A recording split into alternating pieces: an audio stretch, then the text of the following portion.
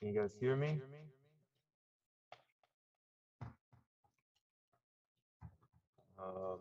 Testing, testing. Can you guys hear me? All right, good. Thank you. Good evening and welcome to the Monday, October 25th, 2021, 6 p.m. regular meeting of the Belgrade Successor Agency to the Community Development Commission. The meeting will now come to order.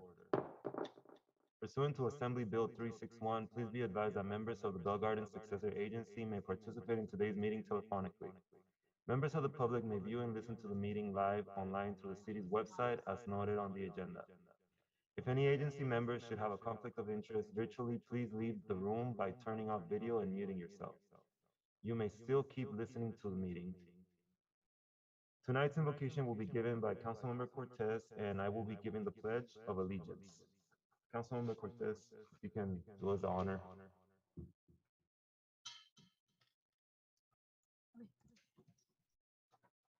Lord, we are meeting today to conduct matters of business.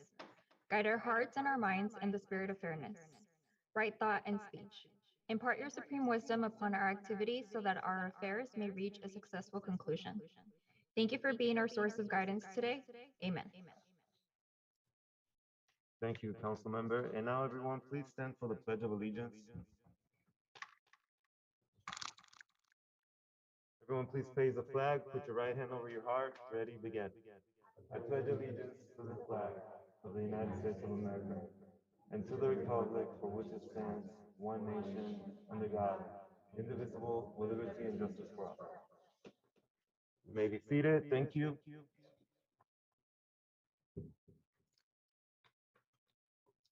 Agency Secretary, will you please call the roll of the successor agency? Yes, Chair. Agency Member Chavez. Present. Cortez. Present. Flores.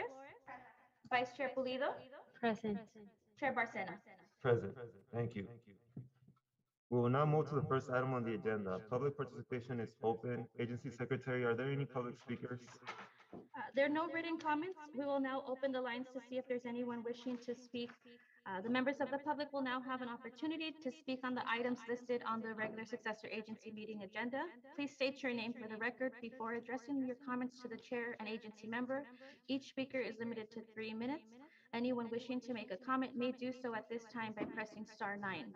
When instructed, press *6 to unmute yourself. Individuals joining us through the Zoom app may request to make a comment by using the raise hand feature on Zoom.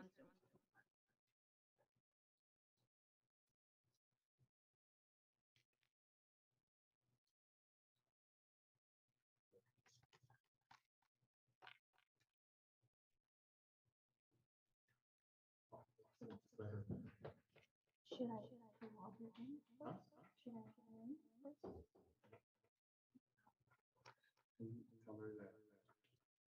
But it's for a shot. We had a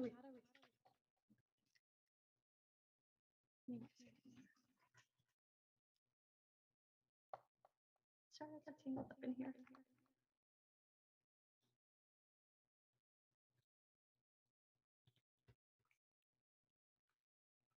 Sandra, Sonia, we see that you made a comment. Did you want to make a comment based on the successor agency meeting item?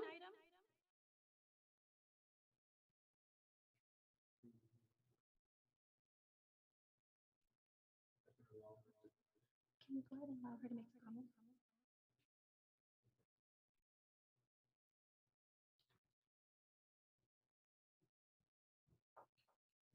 I don't know. Were you able to hear me? Yes. Oh, perfect. I'm sorry. I'm a little new to this. Sorry about this. But I'm learning as I'm going. So I'll just go ahead and wait till it's my turn. Thank you so much. Okay, thank you. All right, so I believe that was the only speaker we had. And now, if there's no objection by the agency members, I will close public participation and we'll move to the consent calendar. Does any member of the agency wish to pull the item for separate discussion? Okay, may I have a motion to approve item number 1? I will go ahead and move to approve item number 1. May I have a second? I'll go ahead and second. All right, second by Councilmember Flores. I'll go ahead and take it to a roll call. Councilmember Chavez? Yes. Thank you. Councilmember Flores? Yes. Agency member, so I want to do the roll call again. I'm supposed to be calling agency members, so agency member Chavez? Yes. Thank you. Agency member Flores?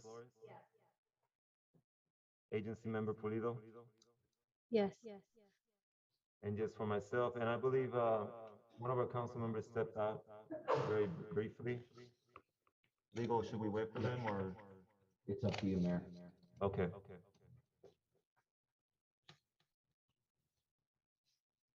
She's coming back, so we'll just wait a couple of seconds.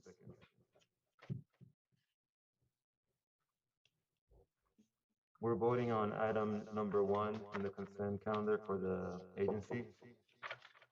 And everyone submitted their votes. They voted yes. We're waiting for your votes. It would be a yes vote.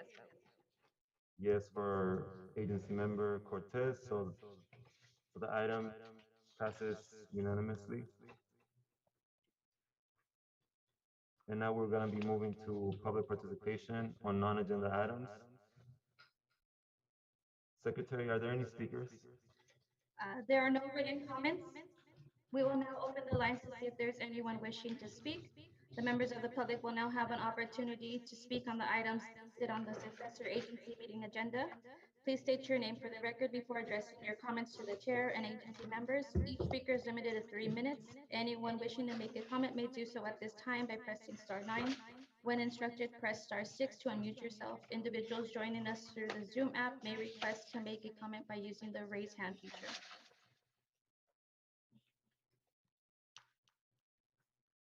It doesn't look like there's any comments for this item. Okay, thank you. If there's no objection by the agency members, I will close public participation. Does any agency member wish to make a comment? If there's no objection by the successor agency, I will adjourn the successor agency meeting at 6:16 p.m. and call to order the city council meeting. Good evening and welcome to the Monday, October 25th, 2021, 6 p.m. regular meeting of the Belgrade City Council. The meeting will now come to order. Pursuant to Assembly Bill 361, please be advised that members of Belgrade City Council may participate in today's meeting telephonically. Members of the public may view and listen to the meeting live online through the city's website as noted on the agenda. If any city council members should have a conflict of interest virtually, please leave the room by turning off video and muting yourself. You may still keep listening to the meeting. City Clerk, will you please call the roll of the City Council? Yes, Mayor. Councilmember Chavez? Present. Cortez? Present. Flores? Present. Mayor Pro Tem Pulido? Present. Mayor Barcena? Present, thank you. City Attorney, will you please give the closed session reports for the City Council and successor agency? Yes, thank you, Mayor. Mr. Chair, the records reflect that the City Council successor agency recessed in the closed session to discuss the items posted on the City Council and the successor agency agendas. With respect to all of the items listed on both agendas, the successor agency and the City Council received a report from legal counsel. Feedback was provided, but no final action was taken. Thank you. Thank you. We'll now move to the first item on the agenda. Public participation is now open for items listed on the agenda. City Clerk, are there any speakers? Sorry, Mayor, we're actually on presentation. Oh, I apologize for that. We're gonna go back to presentations. And we do have one presentation here. I believe some of these presentations have been removed, and I'll ask for the city manager for an update on that. Yes, Mayor Barcena. The Assembly Member Garcia and the Rivers and Mountains Conservancy, that item's been moved, so we're going to reschedule that for on a future date. The next item is still going to happen. This is the Calhoun Grant Recipient Awards. That will be on the box on our Zoom meeting titled Presentation. So it'll be conducted up in the EOC, since we're not allowing public in the council chambers here. So we'll see Gus Romar, Community Development Director, is there, along with our administrator for the Calhoun program, along with 4 recipients funding from the program as well. So if you're okay, Mayor, I'll turn it over to Gus Romo to start with the presentation. Thank you. Please do. Mayor, members of the City Council, gives me great pride to be able to be here today to have these checks awarded to our residents. We've worked hard to try to get this program to you, and our grants consultant, Omar Hernandez with Global Urban Strategies, has been very successful in bringing this to us. He's now administering the Cal Home Grant for both first-time homebuyers and for residential improvements. So without further to say, I'm going to go ahead and turn it over to Omar so he can tell you what he's been doing, how he's been marketing this, and present it to the 4 families we have with you today. Omar? Good evening, Mr. Mayor, members of the City Council. Thank you for the opportunity to come before you today to go and present these checks. It's a momentous occasion for these families, and you had the foresight to go after these funds to be able to go and make these loans available to these families. So with no further ado, I want to go and present two families that are going to be new homeowners, and I think it's very, very important. Would you come up, Gustavo, and just present it to Mr. Oscar Avila and his family? This is a check for $100,000. Now, they can't take this to the bank, but we have another check that they could actually cash. Right over here, sir. Come on, come on. You want to hold it over here? So this check.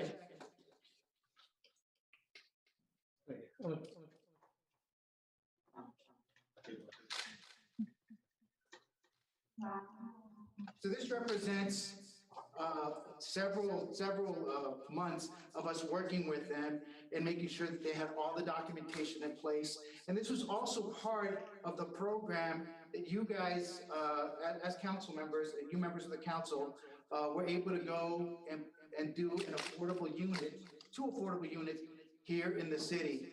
So we were able to do this, and with that, they're able to get $100,000. And are able to go and get these homes. Escrow is scheduled to close by next week, so they'll be able to go into their homes in about a week.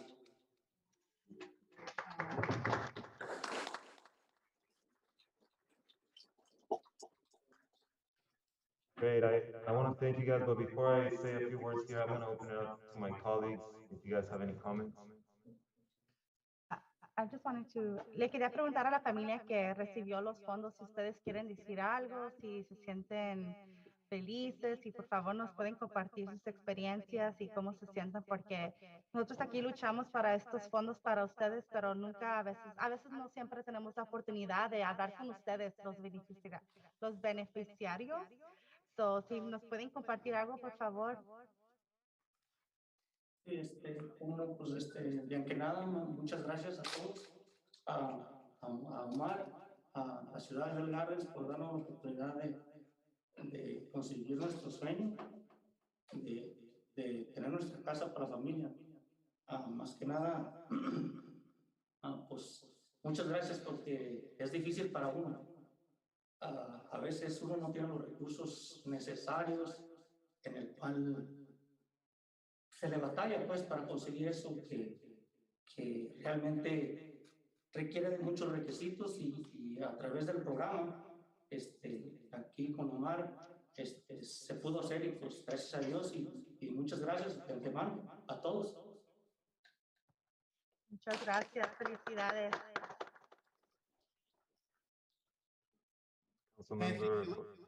Councilmember Cortez, did you want to add some remarks? Sí, solamente le quiero decir felicidades. Creo que tenemos otras presentaciones de otras personas que también pudieron obtener este préstamo. So, ya de una vez les digo a todos felicidades, que gran logro que puedan lograr su sueño y que nosotros pudimos ser parte de eso y ayudarlos aunque sea un poquito. So, muchas felicidades y ojalá y nos den un tour de su casa cuando ya la tengan, ¿eh? I'd like to present the other family that will be receiving the $100,000 check. Would you please join me?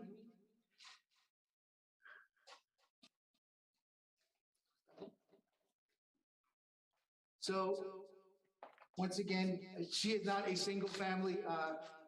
She is not just a one member of her family. She has several children that will be with that home, and she's very happy to be able to go and be a homeowner.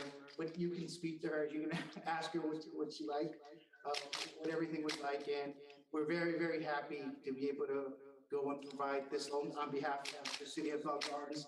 And like I said before, the foresight that you had in order to go after these funds and be able to make this home available to these families.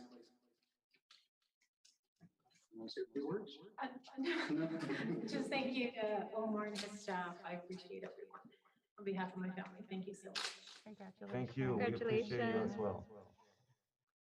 These families will be receiving their keys by next week. Like I said, escrow will be closing, and they'll be able to go and obtain these funds. Now, the Cal Home program also has a home improvement program, or the owner-occupied rehab, and we have a couple of families here that are going to be doing home improvements.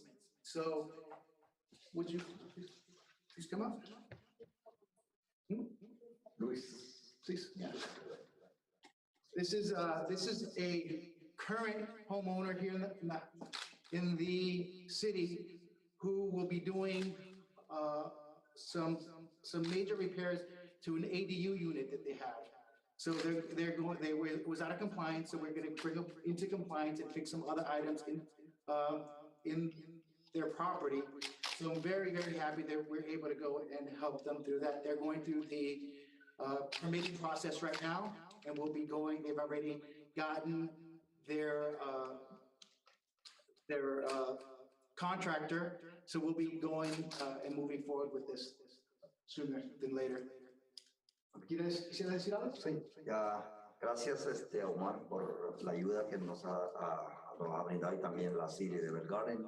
Gracias a ustedes también por esta gran ayuda y la verdad mi familia va a estar muy agradecida porque es muy difícil a veces colectar esta cantidad de dinero para poder arreglar nuestras casas y eso pues yo estoy muy contento y mi familia les agradece mucho también a ustedes. Gracias. Gracias, felicidades.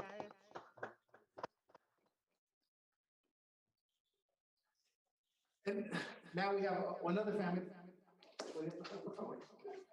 Once again, they came into the city because code enforcement had gone to their home and informed them that they needed to do some repairs to an existing ADU. We went over there and we were able to work with them, with Gus and his team, and we're able to go and get all the documentation necessary in order to make this $75,000 home improvement available to them. Pásale, por favor.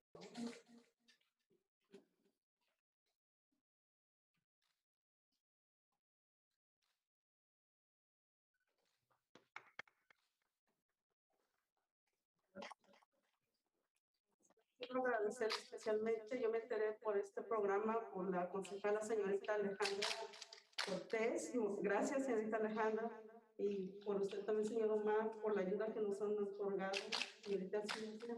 Gracias por todo y por la ciudad de Belgrade, por el apoyo que nos dan a nuestras familias. Gracias. Me da muchísimo gusto ver de que sí pudieron completar el proceso. Yo me senté con usted y con la señora Mora y con el señor Gus y le dije que aquí la íbamos a ayudar para que pudiera hacer sus cambios y qué bueno que se animó a poder cambiar a su unidad, a lo que es un ADU Compliant Unit, para que así pues pueda vivir a gusto y también pues un poquito más de dinero, ¿verdad? Pero felicidades y qué bueno que sí lo completó. Gracias. These are just one of many loans that we hope to make in the next couple of months. We have approximately another 20 people that we're going in the process, or 20 homes that are looking to go and get ADUs and various different repairs to their property being done. And we also have some first-time home buyers that are looking to get all their paperwork ready. And once we do that, we'll be able to go and provide that loan on behalf of the city.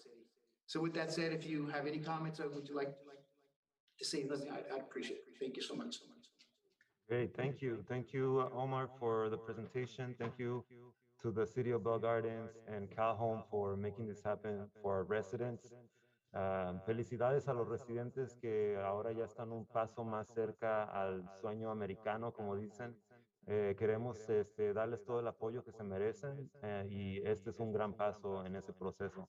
So we are here to support you. We're here to help you in any way that we can. And this is one big step to accomplishing your goals and, you know, achieving the American dream. So congratulations again.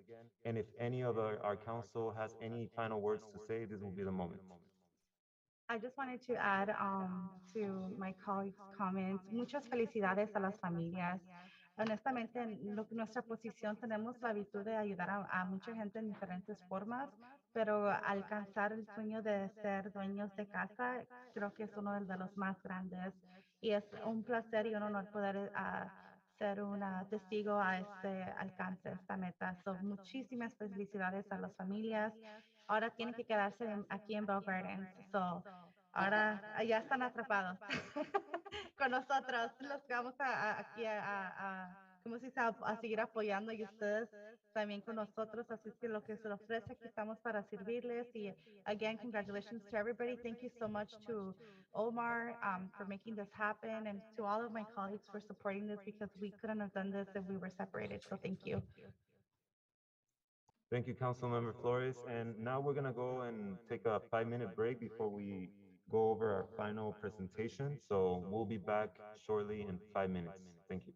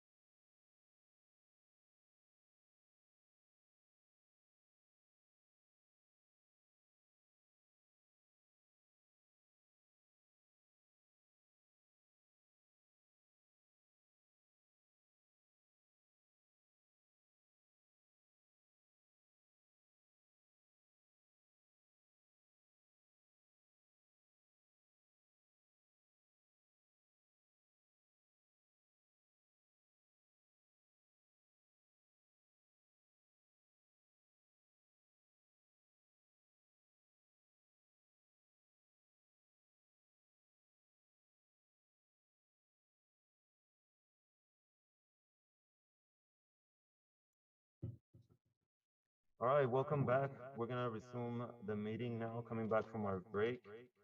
And we are in the presentation section of the meeting.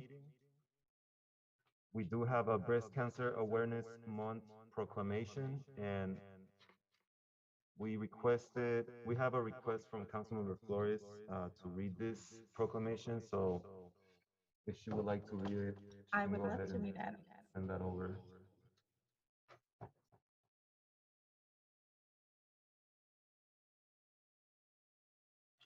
Yes, I did request for this proclamation. Thank you so much, Mayor Barcelona, for supporting. And I'll jump right into it. I didn't pre-read this, guys, so if I stutter along the way, just bear with me. So this is the City of Belgrade's proclamation, a proclamation in honor of Breast Cancer Awareness Month. Whereas 1 in 8 women in the United States will be diagnosed with breast cancer in her lifetime. And in 2021, the US alone, an estimated 281,550 new cases of invasive breast cancer, as well as 49,000 new cases of non-invasive in situ breast cancer will be diagnosed, and an estimated 43,600 women will die. And breast cancer is the most commonly diagnosed cancer among American women, and a woman's risk of breast cancer nearly doubles if she has a first degree relative, mother, sister, daughter who has been diagnosed with breast cancer. About 85% of breast cancer occur in women who have no family history of breast cancer. Although the exact cause of breast cancer is unknown, most experts agree that there are several factors that increase your risk, such as gender, age, genetics, family history, weight, and race. And although rare, men also get breast cancer. And in 2021, an estimated 2,650 men in the United States will be diagnosed with breast cancer, and approximately 530 will die. And we applaud the advocates, medical professionals, researchers, and caregivers who dedicate their lives to making progress towards cures. And even with all the new and effective treatments, we must continue to stand alongside those stricken with and survivors of breast cancer in a united effort to seek out better and more effective treatments, or ultimately a cure for the many forms of breast cancer. Now, therefore, be it resolved that Marco Barcena, Mayor of the City of Belgrade, with the City Council, do hereby proclaim the month of October as Breast Cancer Awareness Month, and encourage all residents of Belgrade to increase awareness by having annual detection practices and pay tribute to those who have lost their lives to breast cancer. Proclaimed this 25th day of October 2021. Thank you so much. Thank you, Councilmember Flores, for reading that proclamation, and thank you to staff for putting together those great words of encouragement for all of our members of our community to not only be respectful of the disease and be conscious that we can fight it by spreading awareness of it, right? So go out there, spread awareness, and get tested so that we can detect all those cases early and we can be more proactive about preventing more serious complications that come from cancer, breast cancer. Does anyone else have any questions, any comments? Sorry. I just want to add, Mayor, that this proclamation from the City of Bell Gardens, I'd like to personally, from my behalf, dedicate it to my aunt who is a survivor of breast cancer, and to my good friend Lupe Maria from Bell Gardens, who recently beat breast cancer and just walked her first breast cancer awareness. I think it's like a marathon. So congratulations, women, and to all the women that I have not met, keep on fighting. Women, we're fighters and we can do it, but remember that we need our men. And so, men, remember that breast cancer can also happen to you. So let's continue to spread that awareness. And thank you again, Mr. Mayor. Thank you, Council Member. And that concludes our presentations for the day. We are now going to open public participation on agenda items only. City Clerk, are there any speakers? And before we move into it, I want to make sure that the speakers know that this section is only for agenda items. So if you have comments that do not relate to any of the items listed on the agenda, we will have a section at the end of our meeting for non-agenda item comments. So you're welcome to submit your comments there. However, this time it's only for comments related to items on the agenda. Madam City Clerk, are there any speakers? Thank you, Mayor. There are no written comments.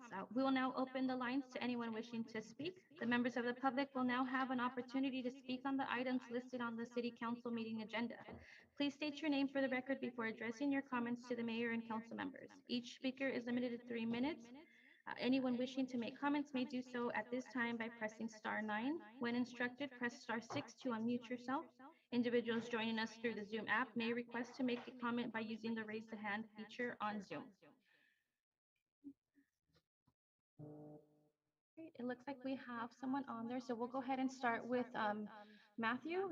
If we can go ahead, host, let Matthew in.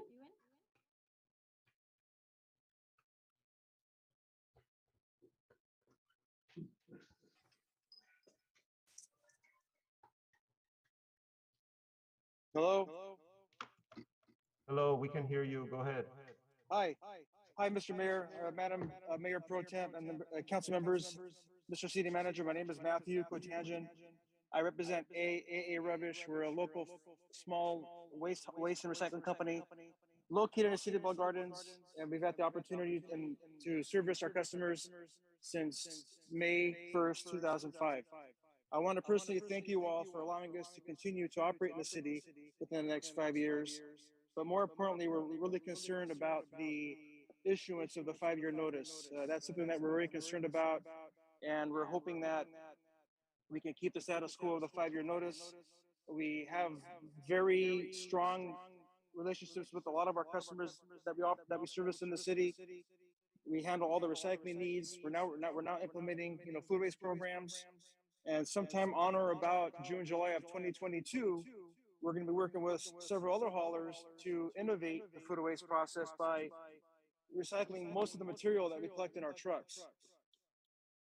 And the economic incentives that we provide to the city, we dine in the city every single day. We take all of our vehicles to Ozzy's Automotive, located on Florence Place in the city, and we just want to be able to have the opportunity to continue within the next 5 years, and even after 5 years. We'd like to be in the city, forever. But we understand there's a lot of challenges that the city faces through CalRecycle, but we've never let the city down, and we're ready to move, and we're ready to strive and move forward and make sure that the city is in compliance in the next couple of years. Because I understand the city's not going to be fined, until 2023, 2024. So we have a few years to make sure that all of us are compliant, and we're gonna do our best to make sure that we are in compliance. So I thank you very much. Sorry for speaking so fast, but I appreciate the time and the opportunity to speak on his behalf. Thank you for your comment, Mr. Matthew. Do we have any more speakers? Yes, Mayor, we'll go ahead and start with Nicole. Host, can you let Nicole in?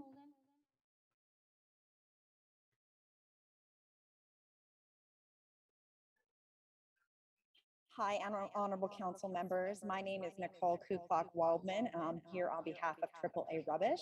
We're very glad to be here, and we appreciate the city extending the franchise for the existing non-exclusive users in Bell Gardens. We very much appreciate that. We'd just like to bring forth and note the fact that the 5-year expiration is really not necessary for a number of reasons. You have a non-exclusive franchise that allows you to control the participants in the market and making sure that they are complying with the law, including all the new zero waste initiatives coming down from Sacramento, which are very important. And just like the large producers, the smaller companies can also very much comply and take these responsibilities very seriously. We don't want to get caught in the kind of false narrative that you need one big producer to do that. Los Angeles did that, and it was an utter and total failure. I joke that was the first time I actually saw rats in my city, but it was absolutely true. So we appreciate your consideration. We know that there is a lot on your plate, and the state does give you a lot of mandates, and you have to figure out how to pay for them. But we just want to note that the smaller scale producers are more than able to help the city comply with all of its mandates and ensure compliance moving forward. Thank you very much for your time.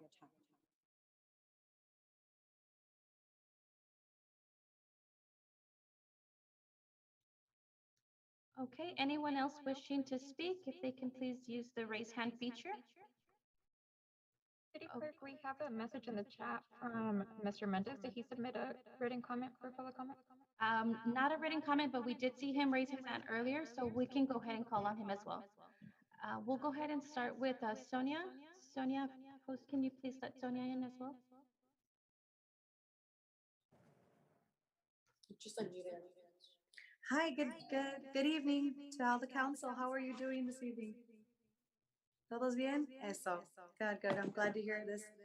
I'm a little nervous. I never really Zoom, so I'm so sorry. But the reason I'm reaching out to all of you is because in behalf of my staff and my family, me, in regards to item number 14, from El Picante here in the city of Bell Gardens.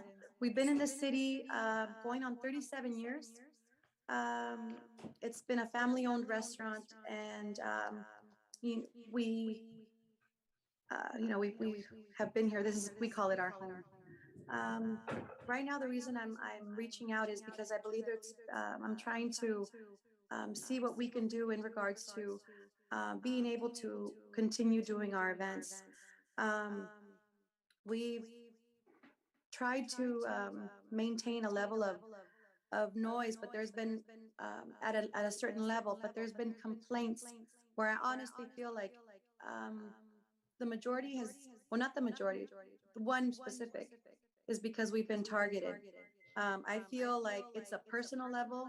It's a relative of I'll even say it. I kind of feel bad. And that's why I'm nervous right now, because I know that this is going to be taken as I'm not out to get anyone, but I had a small run-in with I'll just say somebody on the council. I'll say it like that, or her name is Rocio, so I know we're going to know who this is directed to. It's the sister of somebody on the Zoom. Now, what I'm getting at is they say that there's a lot of noise. You know what? That house is a couple houses down from where we're at. The houses that are closer to us, they don't complain about the noise. So I'm trying to see what is it that we can do to make it so we can continue providing jobs for the city residents that work for us, that provide for their families. I provide for my family. I'm a single mom. And like I said, we've been there 37 years. So I'm just trying to find a happy medium. I'm not trying to get anyone mad. I'm not trying to do anything that I'm not supposed to be doing. I just want to be able to keep my doors open and continue to provide for my family and my staff. I feel like this has been more of on a personal level rather than in regards to the noise. I have sound engineers that are working with me and that measure the decibel levels of the noise for the music, so that we can maintain it at a certain level where it'll still be okay for the residents that are there, which, like I said, hasn't really been a point other than for one or two people. I feel that we've even been providing for the businesses around us, like for different events we have. There's a business that opened across the street. I told them, I know them on a personal level. So I asked them if they could even contribute selling their pizza, knowing that I have a restaurant, just so they can help bring revenue to their business. Now, I feel like there's enough in the pot for everyone. Now, people usually leave Bell Gardens when they feel like they want to go out, like say to a movie or something of Sorry, interest. ma'am, your Yes. 3 minutes is up. Okay, I imagine. Okay. Thank you so much. Well, what can we do, or what do you suggest, Mayor? Now that I have you on, you're speaking to me personally, what can I do to help continue having my events? Because I feel like I said, like your sister is targeted. Now I'm going to tell you personally, and I'm talking to you directly, that I'm being targeted by your sister. And I feel like it's on a personal level rather than a noise level, because I can work on that. Ms. Canella? Yes. If you'd like to send or an email to the city manager or call tomorrow, somebody will get back to you. We're not able to engage in a back and forth during public comment. Okay? So what can I do? What can I do besides that to bring what- this up again and see what I can do? Because I want to collab with you Right. guys to see Yeah, what so- it is that can be done. Somebody will, like I said, if you call tomorrow, the city manager's office, somebody will get back to you, and then you can have that discussion with them at that point. And I just want to say, I'm not entirely sure the angle that this is coming up, but I am more than willing to meet and talk about the issues that you mentioned. I'm really open to working with everyone in the community. So I appreciate you bringing this comment to the council, and hopefully we'll be in contact soon. Thank you. Thank you. I appreciate it. Thank you. You're Thank you, welcome. council members. Thank you for your time. Bye-bye.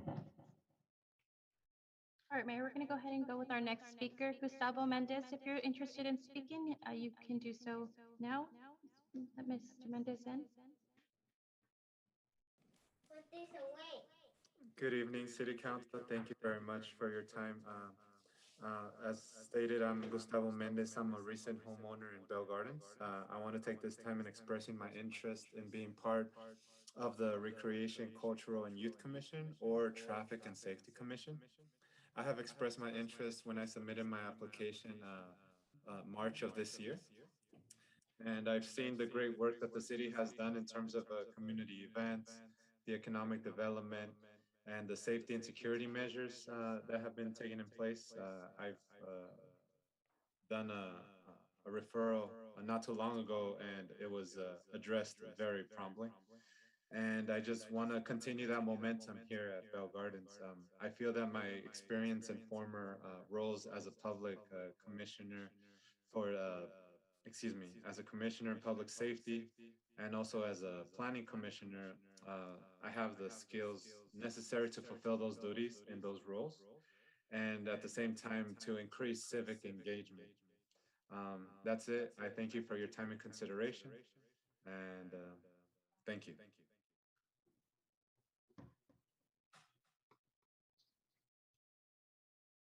Thank you for your comments. Anyone else wishing to speak may do so now by raising their hand.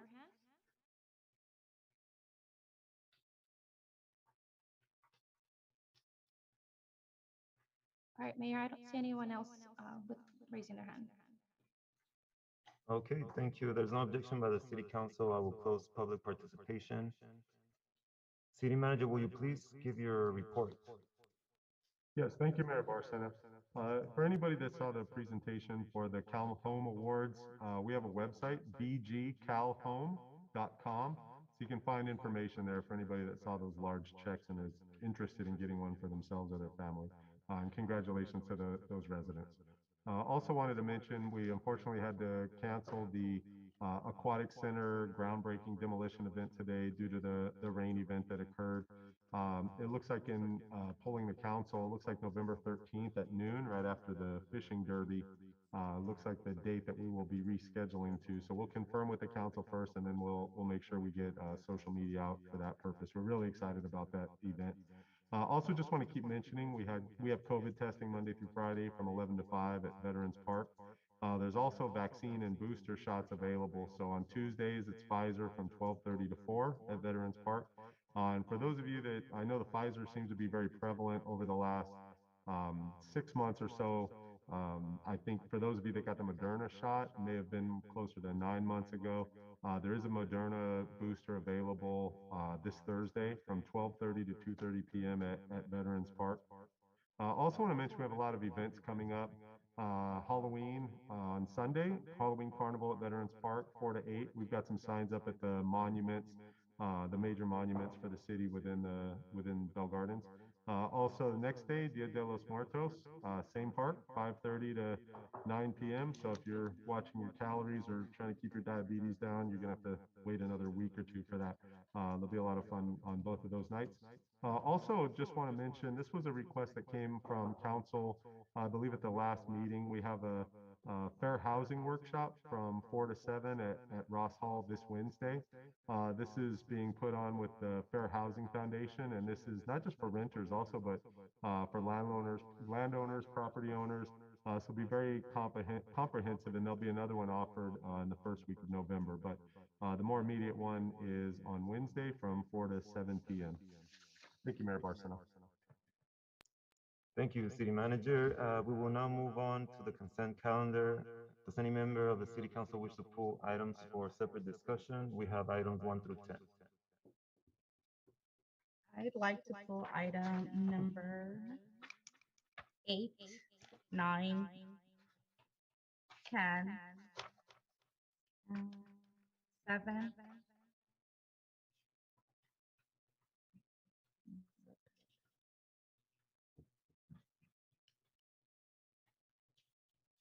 and 3.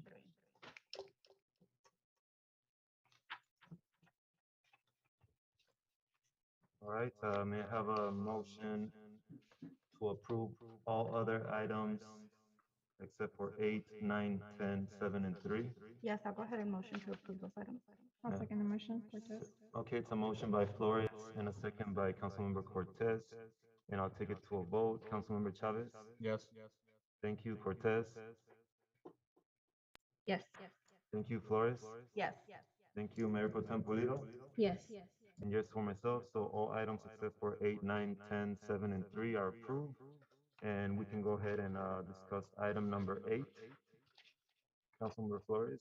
Actually, Mike, if I could, I'd like to go ahead and speak on items 7, 8, 9, and 10 as a block, as a conglomerate, since it's all on the same category. My only question or explanation that I like for the public is why is it that we did not go RFP? And what the services providing, what are the professional services that we are agreeing to? And the scope of time it's going to take for these projects to be executed. Yes, Councilmember Flores. I'll start with a couple answers and then I'll turn it over to our Recreation Community Services Director. But so we did put out an RFP when we were working initially on the Aquatic Center at Ford Park, probably about 9 months ago. The result of the RFP after a pretty rigorous process was the selection of RJM Design Group to do design and engineering for the Aquatic Center.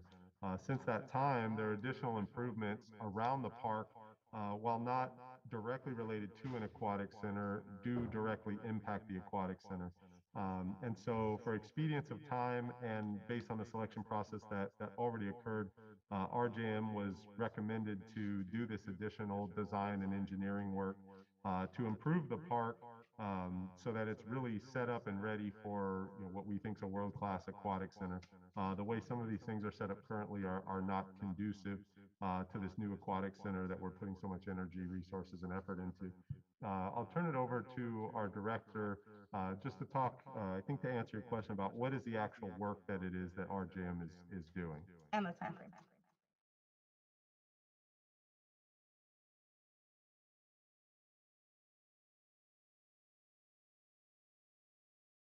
Your mic's off, and I think your camera might be too.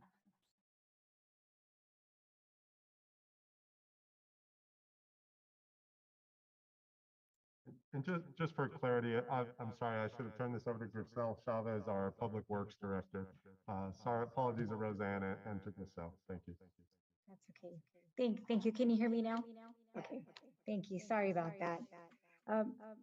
So I have a PowerPoint presentation with some pictures to try to help explain how these 4 proposed amendments to the contract are related, and the timing of it is critical at this point because although we're going to be demolishing the existing aquatics building and the pool, it has an effect on other pieces of around the park that it would make it would be practical and prudent to save the city money and spend less time in going out to do a competitive process, to have those things that are already being designed and planned for now to build the new pool. They tie these in at the same time, but I'll try to explain a little bit better with the pictures. Thank you, Hylas. So as our city manager mentioned, back in February of this year, the city entered into an agreement with RJM. That's for engineering, architecture, design services for the construction of the new aquatic center. This is in the amount of approximately $1,037,000. And the existing activities that are affected by the demolition include, did I exit out? Okay, sorry, there you go. It blocked out for some reason. That should be good, I think. Thank you. So one of the things that was discovered during the initial design and job walks is that the public works trucks, the trash trucks, the truck that disposes of the septic tank that feeds the backyard now, as well as recreation employees are having to drive through the park, entering from, if you see this picture in front of you, the red lane there that starts from the parking lot area. They drive that red path through the park, around the lake, all the way to the ending point on the far left of the picture, which is the yard, the current location of the yard. So it brought to light, obviously, some issues of concern, as you see from some pictures, big, heavy trucks driving through the park that's already busy with park goers, patrons, pedestrians having to get away for all these constant vehicles traversing through what's supposed to be a pedestrian walkway. So that was brought to light, and the need to relocate or abandon that driving behavior, right? Especially with the new aquatic center being built, a ton more kids and families enjoying the park, the aquatic center having to be faced with that type of movement and danger, and potentially leading the city to exposed liability, right? And obviously, because they've got heavy trucks and vehicle movement, you've got a lot of damaged walkways result that lead to trip and falls. We have last week, our crew started ripping out a lot of the concrete that's being damaged now, and we're working on replacing that. This aerial, again, attempting to show where the relocation would be. So you have the existing yard on the far corner of the park adjacent to the golf course, and then you've got the rectangle on the far east end of the park adjacent to the adult school, where the yard would be relocated. So eliminating, again, all that vehicle movement. It would be placed along the east end of the park, adjacent to the parking lot, a vehicle driveway dedicated so they come to and from, trash trucks included, no more sewage tank disposal. So as you see in the aerial, it's over the site where we currently have a playground area that's mostly sand and deteriorated structures that are very worn. Half the slides are missing, they're damaged, they no longer make the pieces, they're boarded up. I also have some more pictures. And also a restroom building that has some environmental concerns like lead and asbestos and no longer functional, beyond replacement, as well as the existing basketball courts that would all need to be adjusted, relocated with brand new structures that would address the safety concern of having to move the yard to eliminate vehicle path, but also address the deteriorated condition of the playground, the restroom, and bring ADA compliant play structure, surfacing that's going to be suitable, replacing the sand, and a new restroom building that will be really just a great welcome addition for the community. So again, if I can go skip to the drawing portion so you can see it. So this is essentially what that end of the park would look like, with the adult school on the east end there, a long driveway that would connect to the parking spaces for the employees, the trash truck area, an office trailer, and then just before that, you got the new relocated basketball courts, 3 courts. You got the new play structure and the restroom building next to it. So that's the proposal now to get that done. At the same time, here's pictures of the current play structures. Very large area. I think it's about 15,000 square feet, and just underutilized play structures because, again, some of them are boarded up. You kind of see there at the top of the slide, no longer usable. And this is our restroom building. Also has damaged termite, rotted wood throughout, just really, really poor shape. Probably a restroom that is in the worst condition of all our parks. So there's a sample of the restroom, of a prefabricated modular restroom that would be taking the place there, somewhat near where the arrow is, adjacent to the parking, the playground structures, and the basketball courts. And that's just an example of the drawings for what the play structures could look like to fill that area, complete with new porn play surfacing. Again, all ADA accessible, new, utilized by the many park goers there amongst our Bell Gardens families. There's just another close-up shot showing the yard that would abut the riverbed fencing and be secured with block wall, security lighting, safe area that wouldn't be subject to so much vandalism and theft that we experience now where it currently is along the chain link / wrought iron fenced area along the riverbed on the far east end. And then we got the, obviously the basketball court. So that long section of property along that eastern end of the park would now take the place of a new yard. So those are just some pictures to show. And if I can go back to the actual breakdown of what RJM would be completing for the, it's essentially architectural designs, drawings and specifications to get those improvements I noted out, getting them to be bid. Okay, so for example, starting with amendment number 1.1, relating to the gym and recreation building HVAC. So the current, and another item that's related that isn't, I didn't put into pictures, but when the aquatic building pool is demolished now, the existing panel that feeds the electricity for the recreation offices and the gym and the auditorium are all fed off that panel. So when that building gets demolished, there's a new, prior to that, a new panel needs to be placed so that they continue to have power after it's demolished. So that triggers an unforeseen condition that now the architect needs to design for that, but also at the same time, relocating that panel. Well, what else is a power need? How much demand does the existing recreation offices need? Well, we know there's no HVAC system and it's very hot during the summer. So there's a need to design the panel power, the load for the new, if we wanted to improve and add the HVAC system to the gym and the auditorium, they need to then design a panel that will house all the electrical need for that added capacity. So it's just the timing of this all is what makes sense to take advantage and design for it now, to not have to, again, waste time and spend more money later potentially. So this is a fee of $145,500 to get the construction drawings, the engineering done, the calculations done, for the a bid package to be sent out. And then at that time, competitive bids will be sought for the installation of a new HVAC system for the gym and the auditorium that's existing. That's separate than the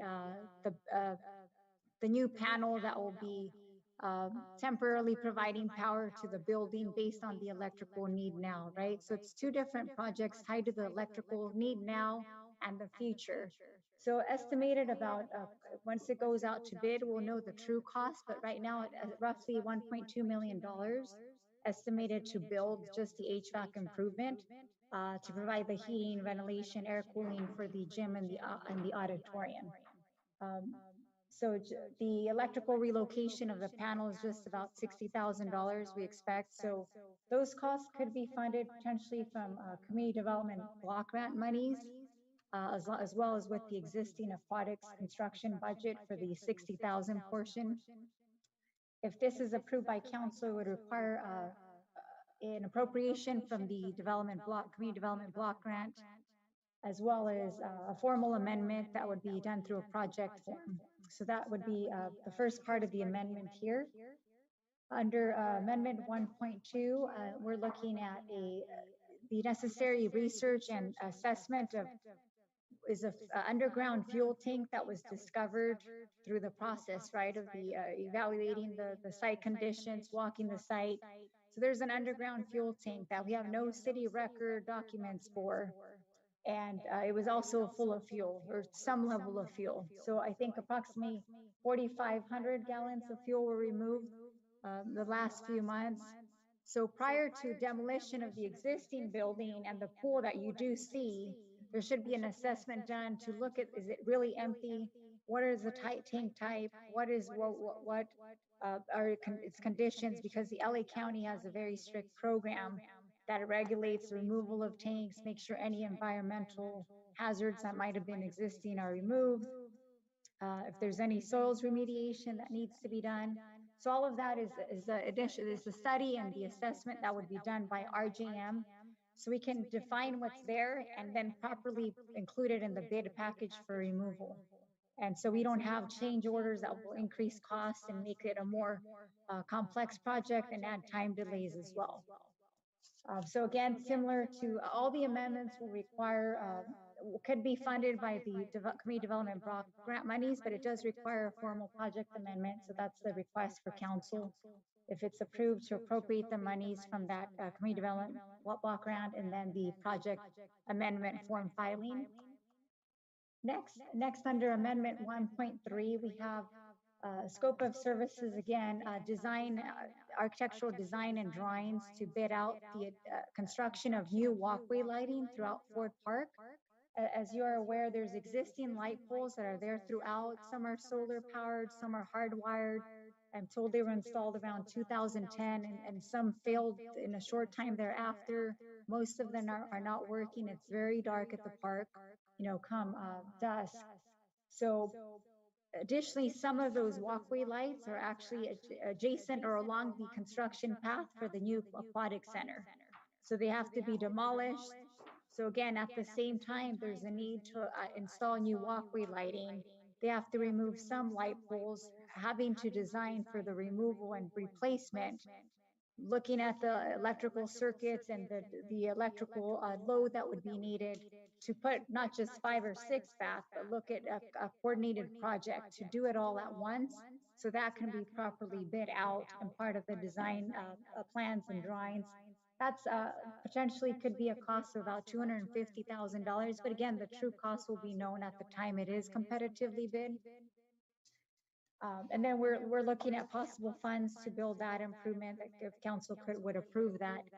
So that $250,000 cost, and again, the community development block grant appropriation would be needed, as well as the formal project amendment form. And lastly, we have again the what I attempted to show in the pictures, the yard relocation tied as impact to the basketball courts, the playground structures, and the new restroom.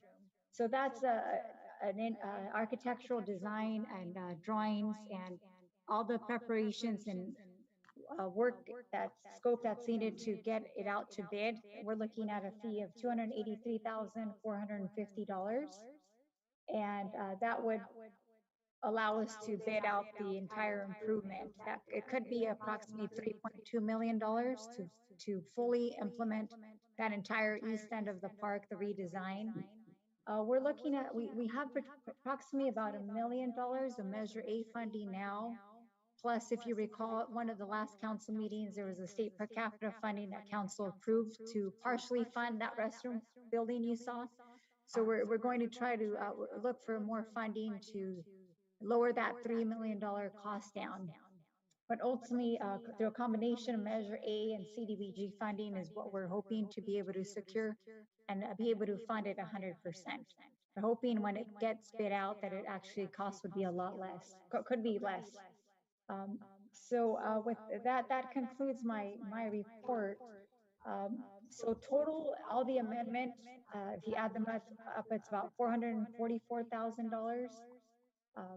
And they would each be acted upon accordingly with council's approval this evening. And I'm available to answer any questions council might have at this time. Thank you. Thank you so much, Crystal. I would just like to add, and thank you, Crystal, for that amazing report.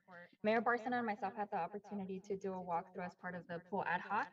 And this is where staff had the opportunity to also point out all these different deficiencies within our park. So to be able to offer our community a complete project when it comes to our pool, we did start noticing, or our engineers began noticing all these other deficiencies that we needed to take care of.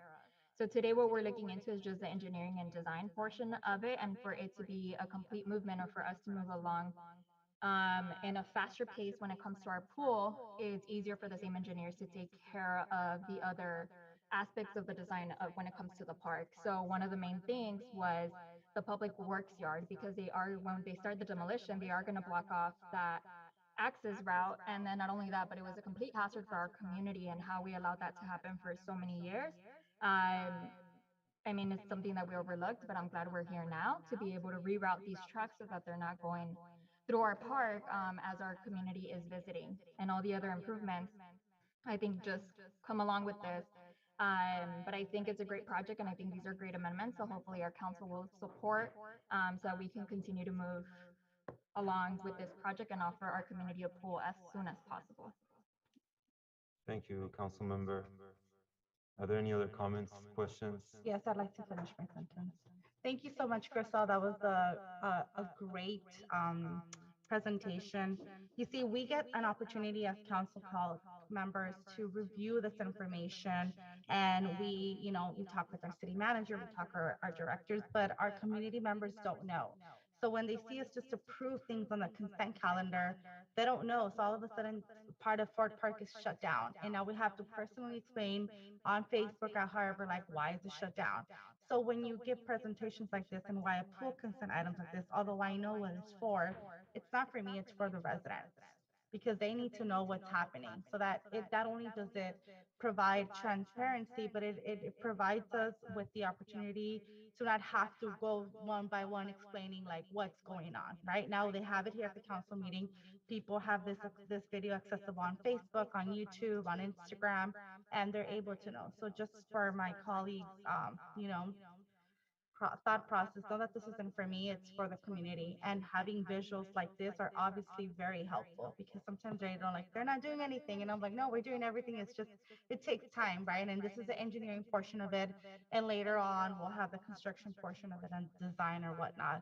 And also because when I try to approve contracts for different vendors, I always ask for them to give something back to my constituents, whether it be a job, whether it be a scholarship, a food giveaway. And in this particular reason, we're not doing that because there's a bigger uh, there's a bigger goal to reach, right? Which is to make sure that this park gets moving and so does the park and not everything gets done. So that's why we're skipping that. So these are rhetorical questions. I know the answers. It's for the constituents. But again, thank you so much, Christelle, for your explanation. I really appreciate it. And to all parties involved with this. With that, I'd like to go ahead and approve amendments number 1.1, number 1.2, number 1.3, and number 1.4. Councilmember, does that mean that you no longer need to discuss any of the items 8, 9, 10, 7, 3? Is this a motion to approve items 8, 9, 10, 7, and 3? Yeah, it's 7, 8, 9, 10. No, it's 7, 8, 9, and 10. I'll second that motion. And does that mean that you still need to discuss item number 3? Yes, that's a separate contract. Okay, so then we have a second and we'll take it to a roll call to approve items 8, 9, 10, and 7. And we have a motion by Councilmember Flores and a second by Councilmember Cortez. And the voting goes as this. Councilmember Chavez? Yes. Thank you. Cortez? Yes. Thank you. Flores? Yes. Thank you. Mayor Pro Tem Pulido? Yes. And yes for myself, so motion carries unanimously. Okay, item number 3, Councilmember Flores? Yes, Mike, for item number 3, we're giving an agreement for 2 years to Terra Realty Advisors, which is a consulting group. Could you please explain what services are going to be provided? Yes, Councilmember Flores. So Terra Realty Advisors is the consulting group that the city has used for electronic billboard consulting services. So I think you're all aware that there's a new large billboard in place over near Clara Street and the 710 freeway. There's a tremendous amount of work behind the scenes that it takes to get a billboard like that put up, working with multiple agencies, including Caltrans, the assessor's office. And so now that as that billboard is starting to reach its completion phase, we're looking at potentially another billboard opportunity that the city has that's on a city right-of-way. And so there's some significant level of effort in getting that right-of-way converted into a property, and then also going through the process of potentially installing another billboard that will have positive financial benefits to the city. So the recommendation is to continue using Terra Realty. They were successful in getting this first billboard done. It's a 2-year agreement. We will hope that this project would be completed sooner than that. That would be our goal for a not to exceed amount of $20,000. That'll be based on actual services provided. So the actual contract could result in some number less than 20,000. Any more than that, and we would come back to council. And what would be the return of our investment on this particular item? We just using rough numbers, we would anticipate if the second billboard would come to fruition, we could be looking at anywhere from $150,000 to $200,000 per year that would come to the city's general fund. Sounds like a great investment. All right, that was all for me. I just wanted to, again, reiterate the importance of being transparent and making sure that our residents are aware of the motions and approvals that we're having out here. With that, I'd like to go ahead and motion to approve the agreement between the city and Terra Realty Advisors. All right, any seconds? Second that motion, Cortez. Okay, motion by Councilmember Flores, a second by Councilmember Cortez, and I'll take it to a roll call. Councilmember Chavez? Yes. Cortez? Yes. Flores? Yes. Mayor Pro Tem Pulido? Yes. And yes for myself, so motion carries. So the entire consent calendar is approved, items 1 through 10, and now we're moving to our discussion. Discussion items 11 through 14. City Manager, will you please announce discussion item number 11? Thank you, Mayor Barcena. This item is a standing item we've had the last couple meetings. There are a few commission vacancies. We wanted to leave this item on here available for any council members to appoint any members. There may not be any, but in the event that there are, this item is here and available. Thank you. Do I have any motions to assign a member to this commissioner appointment list? Okay, seeing none, I will go ahead and move on to item number 12. City Manager, will you please announce this discussion item? Thanks again, Mayor Barcena. This item is the result of a lot of work that's been done by staff and also by our consultant HF&H and also by our commercial waste haulers. You heard a couple items of public comment earlier on this item. We have a detailed presentation to go through for you, so I'll just be very brief. What staff is really looking for after you hear the presentation, go through it, the recommendation is to adopt the resolution that amends the current agreements with the current commercial solid waste haulers for 5-year term beginning January 1 of 2022 going through 2026. Also, and this is not a staff recommendation, but it's there for your consideration as a council to potentially provide a 5-year notice.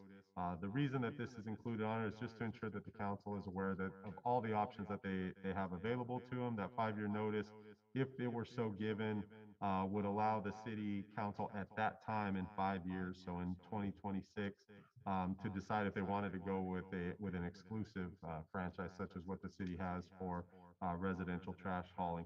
If the council does not give the direction to this, the council can do this at any time in the future. So again, not a staff recommendation, but we definitely want to make sure that the council understands and has that option made available to them. With that, I'll turn it over to our Public Works Director and our consultant, Debbie Morris. Thank you, Mike. You could hear me? Okay. Before I turn it over to Debbie Morris, I just wanted to introduce her formally.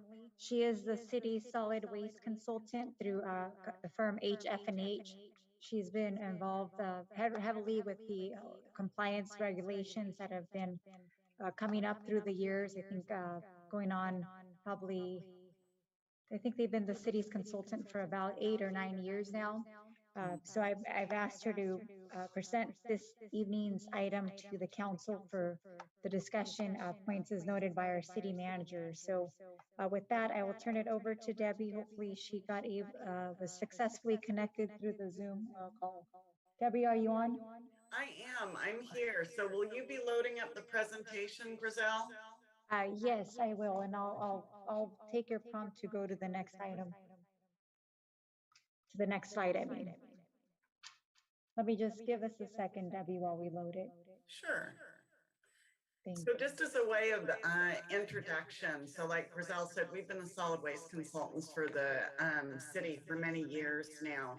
And we were actually involved in the development of the model agreement, franchise agreement for SB 1383 and the model ordinances for 1383. The current non-exclusive agreement did expire, and that's what brings us to what we're going to discuss tonight about the amended and restated agreement. However, first I wanted to go over the biggest regulatory driver of amending the non-exclusive agreements, and that's SB 1383. And we have made previous presentations to council on SB 1383 and the requirements. So I just wanted to go over briefly, just as a recap on that. So the main focus of SB 1383 was to minimize the methane gas that's emitted from different sectors.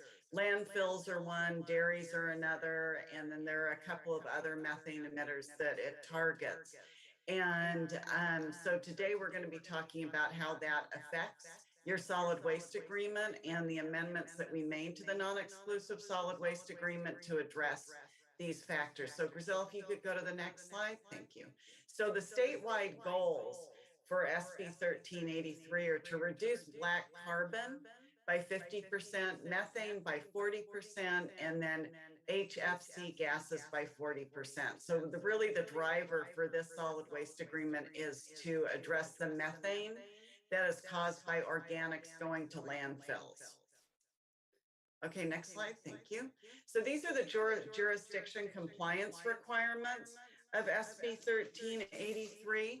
And what we're going to discuss tonight is that one at the very top, the offer an organics collection program to all of the edible food generators.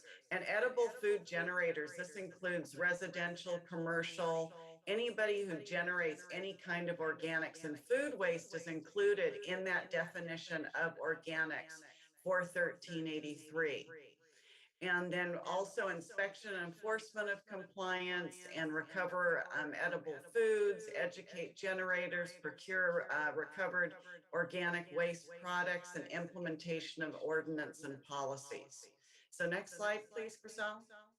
So a little bit of a background. Currently, the city maintains non-exclusive commercial solid waste agreements, which expire on December 31st, 2021, with 7 franchisees that are listed below.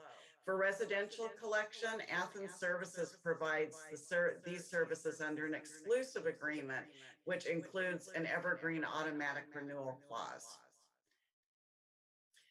Public Works staff and HF&H, we held a virtual meeting with all of the current non-exclusive franchisees to review the SB 1383 compliant 5-year non-exclusive agreement. The reason we did that is that SB 1383 is so prescriptive on what kind of collection programs can be offered, where that material can be taken, what facilities the different types of materials can be taken, and how that material is processed. And it also includes extensive reporting requirements. So we incorporated all of those into your amended and restated non-exclusive agreement. And so we wanted to give the non-exclusive franchisees the opportunity for us to really go over all those new requirements in the agreement because they are significant. Next slide, please. So the non-exclusive agreement terms, the term is for 5 years till December 31st, 2026. The franchise fees stayed the same as is in your current agreement. There is a provision to have them assist you in the food recovery assistance, which is required by 1383. And what the food recovery assistance really targets is that edible food that's going into landfills. And so there's a significant amount of edible food that's going into landfills. So what we want to do is make sure instead of that edible food being landfilled, that it's distributed to people in need. So we're not talking about, you know, as a resident, if you throw an apple in the garbage or anything like that. It's really targeting these large edible food generators, such as restaurants, grocery stores, bakeries, food manufacturers that are sending food that could be redistributed to people in need instead of it going to landfills. There is quite a lot of contamination monitoring. So SB 1383 really puts some requirements on what can go into what container and how the city has to report on any contamination levels. So in the agreement, we have included the contamination monitoring requirements of 1383 for the haulers to comply with. expanded record keeping and reporting for SB 1383. It is a lot. And there is so much reporting that has to happen. So the haulers would be assisting in providing the required information to city staff. And the processing, transfer, and disposal services and facility standards, again, these are very prescriptive in 1383, and we've outlined them in detail in the agreement. And then the collection system options, how these materials can be collected and how they can't be collected. Next slide, please. So there is the option for the issuance of a 5-year notice of termination. PRC code 49520 requires jurisdictions to provide a 5-year notice of termination to haulers that have provided service for more than 3 years, which all of your 7 haulers that are currently providing service in the city for the non-exclusive have been in the city for more than 3 years. The requirement does not include exclusive agreements because an exclusive agreement has a term end date in it. The issuance of the 5-year termination allows the city at the end of the 5-year term to continue with the non-exclusive commercial system, or the city is able to pursue an exclusive commercial agreement if the city does not want to if the city does not want to pursue an exclusive agreement, the 5-year notice need not be issued. So it's really giving you the option after that 5-year term, whether the city wants to continue with the non-exclusive, which you certainly can, or go to an exclusive, go to an RFP for an exclusive agreement. Next slide, please. And recommendations: approve the commercial solid waste non-exclusive franchise agreements for the 5-year term beginning January 1, 2022 and ending December 31st, 2026. And as the city manager clarified, that it's not a recommendation of city staff to place a non-exclusive franchise on a notice of the city's intent to consider a modification of the current term. However, it's just giving the city council the option of doing that if you wish to. Next slide, please. So if you have any questions, I'm available to answer any questions that you have at this time. Mayor. I do have, oh, I hear my echo. Yeah, you want to mute yourself. So I just wanted to give direction with regards to, and this is something that I want to look into, with regards to our business licenses, if there's a way for the city to be able to assist these haulers when it comes to the enforcement piece, as it relates to just different businesses that have to be compliant.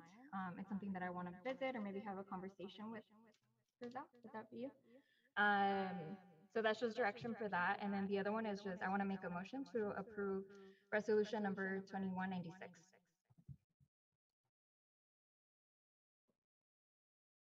All right, any other comments before we get a second for this motion? Comments or questions? I just have a comment. You know, our city is only 2.4 square miles, and it just seems like we have a lot of trash companies in our community.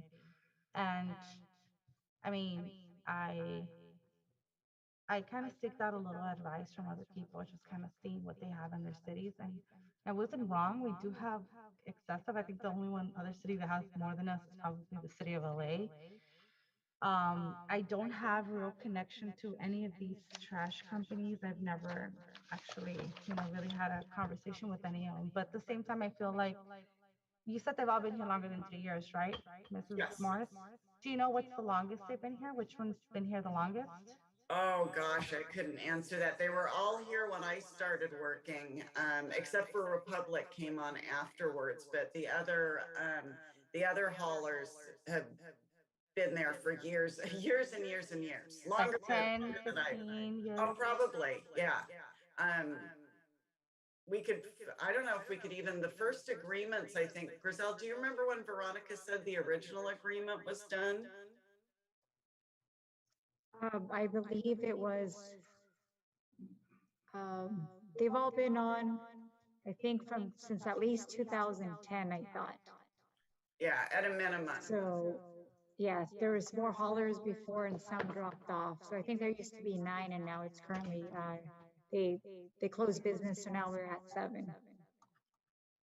I just don't know what our future looks like in the next 5 years, and to keep these same haulers on board, I don't know, it just seems like it could potentially be counterproductive to the quality of life of our residents, having all of these companies at the same time in one small city, right? Whereas having maybe less than that, like half of that. I'm not saying maybe monopolizing it, but let's maybe just consider sending it, because who knows what happens in 5 years, right? I mean, I don't know. I'd like to hear from my colleagues if they have any other opinions other than going with the recommendation, or if they've seeked out, like, any sort of advice. I think I could go ahead and back up my motion. When it comes to having all these different trash haulers in our city, I believe in giving our businesses, and someone's not on mute. I believe in giving our different businesses the option to be able to contract with whichever commercial hauler they want. I haven't seen, or if staff could correct me if I'm wrong, any other problems, with all these trash haulers being in our city, but I know that upon speaking to the residents, they enjoy the option of being able to negotiate their terms and conditions with these different trash haulers and going with what best fits their budgets and also their businesses. So that's why I'm supporting approving just motion or just item or recommendation number 1. It's about giving our community options and also about realizing that these are small trash haulers that also deserve an opportunity and they've been good to our city for many years. Thank you. Any other comments or questions? If you guys can please mute your microphones if you're not using the microphone at the moment. All right, seeing no other comments or questions, I'm gonna go ahead and second that motion by Councilmember Cortez and take it to a roll call. Barcelona, before we continue, Debbie, I have a question for you. How many of these haulers are unionized? Oh, golly. Okay, let me look at the hauler list again quick. And we haven't researched this on all of them. I can tell you the ones that I do know, and I don't want the ones that I don't know to get mad at me. So Republic Services is, I know Waste Management is, Universal Waste, I'm not sure about. And I know that Matt's probably still on the line from AAA. I don't believe they are, but I don't know. So I don't. AAA is unionized. AAA is unionized? Okay. And then I don't know about Holloway Rubbish or CalMet. Okay, I asked just because I know obviously this contributes to the labor, what our employees in our city, or I'm sorry, what the contractors in our city are getting paid, right? We also want to make sure that we are helping those who are giving a livable wage. So that's my question. And the second one is, again, Oh, I'm sorry. Athens is not a union shop. Just so I wanted to clarify that since I was pointing out everybody else who was and wasn't. Okay. And then just, I understand our community members wanting and having the opportunity to, choose from their who they want to work with. And I think that's great. Every business owner should choose who they want to work with. However, we should, as a body, we should consider that there's traffic and pollution that comes with these huge trucks. We're already adjacent to the 710 freeway, and there's a lot of truckers that are passing by. And if we continue to bring more truckers, I just feel like, 2 trucks at the same time could be servicing in opposite sides of the city, and it's kind of harmful to our community members. But I mean, it seems like everything's already set up, so I'm gonna just go ahead and let my colleagues take the votes that they need to take. And also CalMet was also unionized. Thank you. Mayor Barcelona, comment? Please go ahead, Councilmember Chavez. Thank you for that. Quick question to city admin, Mike and Grisel. Whatever decision we make tonight, let's just say we don't want to move forward with potentially serving them a non-exclusive franchisee notice at the moment, we could always just change our minds later down the line, correct? Correct. Yes, council can always request the item be brought forward to issue a 5-year notice at that time, and then that would then extend the ending term to 5 years from that point. Sounds good. Thank you. Thank you. Right. So at that point, you'd have to, whenever you determine you're going to issue the 5-year notice, then we would have to extend the non-exclusive agreements to match that 5-year notice. And like I said, I mean, issuing the 5-year notice doesn't mean that you have to change your collection system at that point from non-exclusive to exclusive. It only just gives you the option to do that. Thank you. Any other comments or questions? Okay, so then I'm gonna go ahead and take it to a roll call. We have a motion by Councilmember Cortez, second by myself here. Councilmember Chavez? Yes. Thank you. Cortez? Yes. Flores? Yes. Mayor Pro Tem Pulido? Just to double check, the motion is to adopt the so staff's recommendation number 1, but not number 2, right? That's correct. Okay, so yes. Okay, and it's a yes for myself, so motion carries unanimously. Thank you. We're now moving forward to item number 13. City Manager, will you please announce this item? Thanks again, Mayor Barcena. This item was requested more from a physical perspective, actually taking a tour. But when we started being concerned with the rain and that, we thought we'd at least bring a presentation to give the council an update on all the work that's been done at the community garden. And we can certainly do in-person tours into the future as well too, but we wanted to give you a presentation now. I'll turn it over to Rosanna Donto, Director of Recreation Community Services. Thank you, Mayor. Thank you, Mayor Barcena and City Council. The report before you today is a quick overview of our the Bell Gardens Community Center, which is a great asset to the community.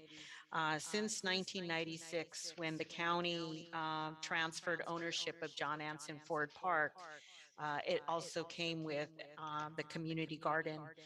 And so since then, the city has been operating it. Next slide, please. The garden is comprised of 72 plots. The map is not to scale, but it gives you an idea of just how many plots we have. There are various sizes, small, large, and extra large. And most recently, we've assigned a couple of community groups plots. So for instance, the Girl Scout Troop 2543 and the Bell Gardens High School Gardening Club will be occupying 2 of the plots, as well as the Community Services Department, the Senior Center, and the STAR program will be operating plots. The plots range in size from 400 square feet, 400 to 600, which is considered a small plot. Large is 615 to 750, and extra large is 800 to 1200 square feet. And we charge a minimal rate for small plots of $30 per year, $35 for large plots, and $40 for extra large. And seniors receive a $5 discount. Next slide. Over the years, we've had a waiting list of well, it's gone on. I've been told it's in double digits. We currently have 10 families that are on a waiting list.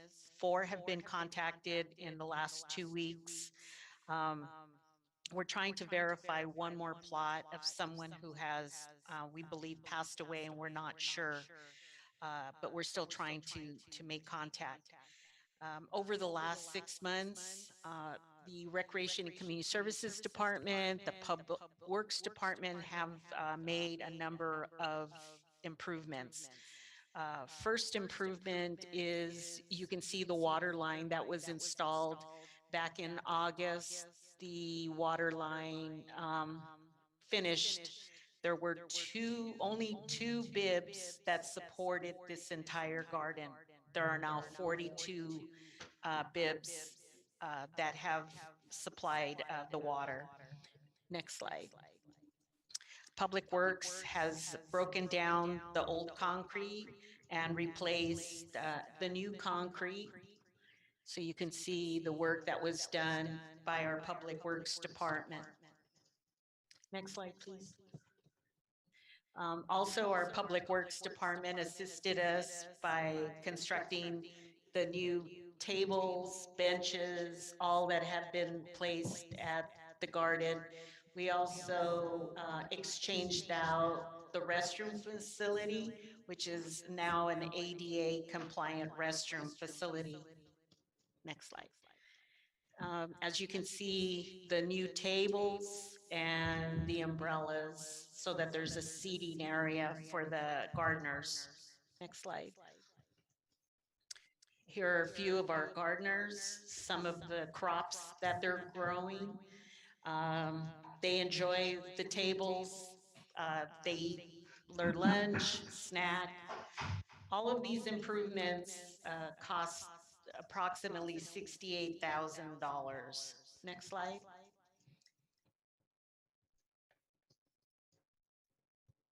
Oops.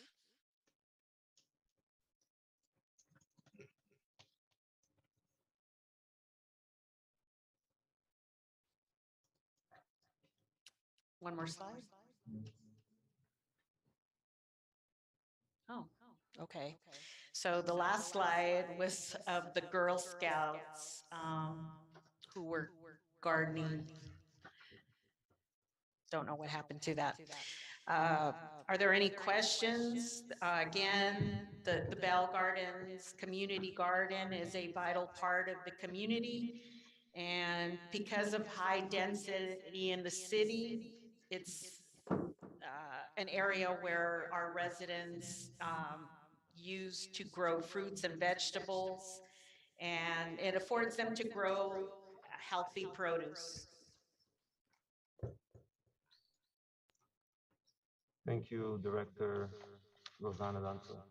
At this point, I want to refer to my colleagues to see if there are any questions or comments in regards to the report.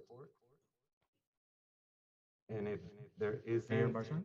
yes, go ahead. Thank you for, if I may? Thank you. Quick question, Roseanne, Director Roseanne and Mike, has there been any conversation of potentially getting a canopy at our community garden, like a big canopy that can cover, probably add some shade for some of the exposed tables that are out there? I did see some umbrellas, but I know that we have quite a big block of concrete where we do have some of the new brown benches and chair setups. Has there been discussion of potentially getting a canopy there? All of the tables at this point have umbrellas, temporary umbrellas. A canopy would be a temporary solution. Sometimes you have to deal with wind elements and for something that is not a permanent structure. So it could be a little bit problematic, but we have not had any discussions in reference to a full canopy. The gardeners, you know, they're out there for short periods of times, not long periods of times, though. I know staff has had multiple conversations with the gardeners. And if there was to be, say, a special event, they wanted to host something, staff could definitely place some temporary canopies out there, some larger ones, a 20 by 20 for a specific event. But we feel that having the umbrellas at the tables supplies enough shade on a temporary basis. Okay, sounds good. I don't know what those are called. Not necessarily a canopy, but they're like the more metal, more. We have one we have one in Ford Park, and it's right under the restrooms, located right next to where the pool is. It's like it has light. I don't know what those are called, but I was referring to something like that, more structure. Like a picnic brazier of Yes. some sort. Yes. Yeah, if there was something placed there that's a permanent structure, then it would, you know, obviously it would be anchored into the ground, set in concrete. We have not had any discussions. We've had some discussions in reference to placing a portable, not portable, a prefabricated restroom facility so that the restrooms are not, you know, it's not a ADA compliant type of outhouse. So now that we have a water line, It's just a matter of placing a sewer line, and we can get something a little bit more permanent. But the fact that no improvements had been made for several years, and the water improvement has been tremendous. We've consulted a master gardener. I failed to mention that, and the master gardener advised us to keep 2 of the plots as pollination stations, so to grow flowers in there to attract more bees, so that the bees would pollinate some of the other crops.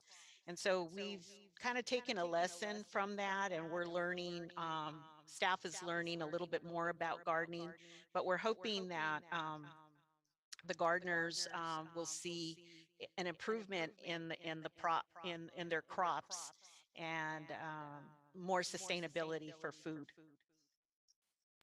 Sounds good. Sounds good. Well, I really appreciate all the improvement that's been made to the community garden. I'm glad to hear that our gardeners like the new improvements that we made all across the garden. Um, I would encourage all my colleagues, if they have a chance, to check it out and see it. Um, and you know, I hope that in the future, maybe we could host or have some type of events at our community garden. You know, make sure we have the community come out, similar to how we're doing for the aquatic center, which is huge, phenomenal, and I'm glad to see that. But seeing as all this improvement that's happening in Ford Park, it's the Ford Park, and then we have the adult school, and then the community garden. It's really hidden, but potentially having some sort of ceremonial events at a community garden, maybe a farmer's market at the community garden, right? So that'd be great. You know, we have our fruits and vegetables growing right there, and our farmers are right there too. So again, really glad. Thank you so much for the presentation. I think they were called gazebos. Gazebos? I don't know. Gazebos. Gazebos. Sorry that I'm over here. Gazebos, they're the Girl Scouts on their first day of gardening. I just wanted to share that. So again, thank you so much. Mhm. All right, thank you. I'd like to go ahead and make a motion to receive and file. I'll go ahead and Second that. second that motion. Okay, second by Councilmember Cortez, and we'll take it to a roll call. Councilmember Chavez, Yes. Cortez, Yes, and thank you for including that picture of the Girl Scouts. Flores, Yes. Mayor Pro Tem Pulido, Yes. and yes for myself. So motion to receive and file passes. And now moving on to item number 14, noise music ordinance presentation. City Manager, can you please cover this item? Yes, thanks again, Mayor Barcena. So this item was a request from council about 2 meetings back, and it's been an issue, I think, the whole time I've been here, an issue that we've been dealing with. So the purpose of the presentation is really to talk about what's already in place in the municipal code regarding noise music ordinance. Talk about it from a police perspective, also from a community development perspective, what's been done in the past, what's currently being done. And then I think what we're looking for is to, have a conversation at that point that may lead into future direction as well. So I will turn it over to, I believe Lieutenant Camacho from the police department is going to lead off with the presentation. And then when he's done, he's going to turn it over to Gus Romo, the Director of Community Services, Community Development. Sorry about that. Actually, Mr. City Manager, I'm going to just kind of give a little synopsis of what's been taking place over the last couple of weeks, if that's okay. Sounds good, Chief. Thanks. Based on direction from council and conversations here in the chambers, over several years, we've kind of gone away from what our municipal code was due to for multiple reasons, but we were asked at a few council meetings back to kind of revert back to what we were doing at that point in time. So what we started to do is we reinstituted the policy of where we gave notifications when we were out on music calls for service when applicable. We re-implemented that last, I think it was on the 16th. So from the 16th to Sunday evening, we had a total of 26 music calls for service. that were responded to. Of those, we issued numerous sites, I believe around 10 to 13 sites, not sites, notifications, where we leave the resident with a notification. We try to figure out who the owner is of the property or who's in charge of the property, and leave them a notice and letting them know what's going to happen if we have to respond back out there. Of the other calls for service, either we were unable to locate the music due to poor location given on maybe a RP who doesn't want to get involved. I'm sorry, reporting party who doesn't want to get involved, and we'll say, you know, it's 2 houses behind me. I live on this street, and we'll go out and look and unable to locate. Or due to another call for service, we may have been out at the location and had to clear. Or as we arrived, they turned off the music and it wasn't a party or anything like that. They just shut off the music. So that's kind of where we are. I asked Lieutenant Camacho to go ahead and lead this presentation and to gather the information. So Lieutenant Camacho. Chief. Mr. Mayor, members of the City Council, thank you for having me here tonight.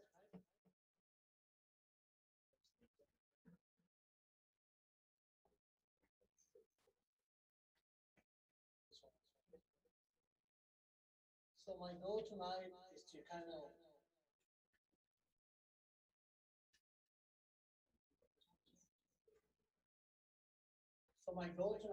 give you guys a historical background on chapters 16.24, 16.25, and 1.16.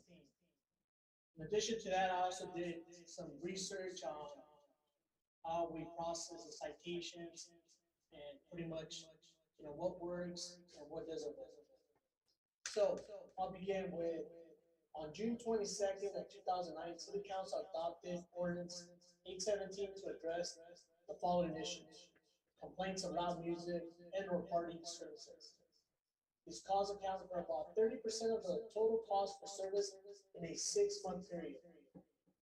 Many of these calls were from the same location within a 24-hour period. These calls were generated by residents. Now, it's important to note that at that time, BGMC sections 16.24.010 through 16.24 through 0.640 under chapter 16.24 was really, it gave you an explanation and it defined what music, and it defined how to enforce it, and talked about decibels, and talked about feet. So it gave you a good foundation on the definitions. Now, one of the things that we did have in that section was BGMC 16.24.050 that addressed loud music and noise from 10 p.m. to 7 a.m. Now, that was one of the tools that the Belgrade Police Department had in order to enforce this. Now, at that time, we also had the officers were giving out citations. And I'll talk a little bit later about the only enforcement that we had at the time was a citation. It was an infraction, and it was a fine at the end of the day. So any complaints outside of this time frame require a resident to get involved, which at times, many of them don't. They just make the call and they expect the police department to go out there and take care of the matter. Without the aid of the resident, officers were not able to issue the citation because that's just the way it was defined and it was explained under that section. So officers often return to multiple locations and were unable to really shut down the music or really do anything if it wasn't covered between that 10 p.m. to 7 a.m. So one of the things that City Council did is they provided ordinance number 187, which added chapters 25 of Title 16 of the BGMC for the cost recovery of the police services at large parties and enforcement. But it also gave us pretty much an explanation of how we were going to be able to enforce that and how we were going to be able to go to the locations and provide this new form that we created. So what it did, it describes the methods of handling these types of calls for service. It provides officers with the ability to issue the notice of loud music and party violation form. The ordinance also describes the process of generating, issuing, and processing the louder music and party violation form. So, more or less, it gave the residents a warning on the first response. The police department was being dispatched to that location regarding loud music or party. Second, within a 24-hour, it resulted in a fine. So if I went out on the second, now you were going to get an actual citation, or I'll call it more of a civil infraction because it's really a fine at the end of the day for $75. Now, the max that we could do at that time was 300, and it still stays the same for today. 16.25.0110 pretty much gave us the authority to collect for this type of form that we were filling out. And so the way it worked is that we would generate the citation or the form, and the copies of the paperwork would be handed to finance. Finance would collect the fees within a 30-day period, and if they went on a non-payment, pretty much, and nobody wanted to pay their fine, then we go after them through the LA Recorder's Office. So this is the current form that we're currently using. And it's pretty easy. I mean, it kind of lays out everything that we need, because one of the things that the police department has to establish if there's actually loud music, a party, and establish the facts of what the reporting party is calling for. So the officer pretty much fills this out, and here on the first response, it just kind of gives an explanation that this is just a warning. Now we have to come back a second time, a third and fourth, and you'll be charged and you'll be fined $75. Now, here's some of the stats that I was able to gather. 6 months from May 10th of this year to October of this year, we had 420 calls for service that were either labeled music, either a noise, or a party call. Now, within a year, we took it from October of last year to October of this year, we had 981 calls. Now, one of the things that we need to keep in mind is that our current section, 16.24.340, it lays down that everything that we do under this section, it's only an infraction. And so what I'm trying to say here now is a comparison of what we currently have on the books and what other cities that I looked into that actually go after some of these type of calls on a misdemeanor section. So there's a difference, and there's a big difference. For example, an infraction is the least serious offense. Infractions do not lead to jail time, probation, or create a criminal record. The punishment for an infraction is just a fine, monetary. Avoids the court system, no judge, no possible probation order from the court system. And then what we did also is we added chapter 1.16, which gives us the rights to go administrative, more of a civil type of procedure. But at the end of the day, it's the same thing. They're going to pay with the fine. Now, when I looked at other cities currently use a misdemeanor section that allows this. A misdemeanor is more serious than an infraction. If you are charged with a misdemeanor, it would create a criminal record. Misdemeanors can carry different punishments depending upon the seriousness of the offense. Generally, misdemeanors can carry up to 1 year jail sentence as well as a fine. Because of the misdemeanor section, when you're looking at jail time, you will see a judge. Misdemeanors create a formal court process and a deterrence and possibly probation. So currently, what we have at the Bell Gardens Police Department is this. This is the way it works. If a resident calls in to complain or concerned about a loud music, about a party, they call our dispatch center. Our dispatchers then generate the call. 2 officers are assigned to the call for service. Officers determine if a violation is present. or it has, or maybe with enough information if it's occurred, or it did occur. Now this is important because when the reporting party makes the call, then it's up to the officers once they get on scene to establish if they have the actual elements of that section. For example, can they hear the music? Well, how many feet is it away? You know, can they establish all that so they can put it in their report? Officers can also issue a citation instead of the form, but at the end of the day, it's still an infraction. So what we do is we tend to use the form more than the actual citation. The police department's records department pretty much finalizes the paperwork and they forward that to the finance department, who then puts together the packet and goes after whoever the individual was listed on the form. Now the pitfalls of the current system are this: most of the police department's form only reach the first response level. Fines that reach a violation level usually are not collected, because in doing the research, I found out that if your name is listed on the form, then we have to verify before the paperwork actually goes through the entire process.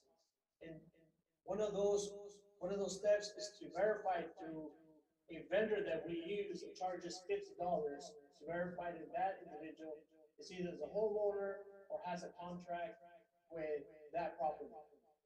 So at the end of the day, you're spending about it could be anywhere from 2 to 3 hours.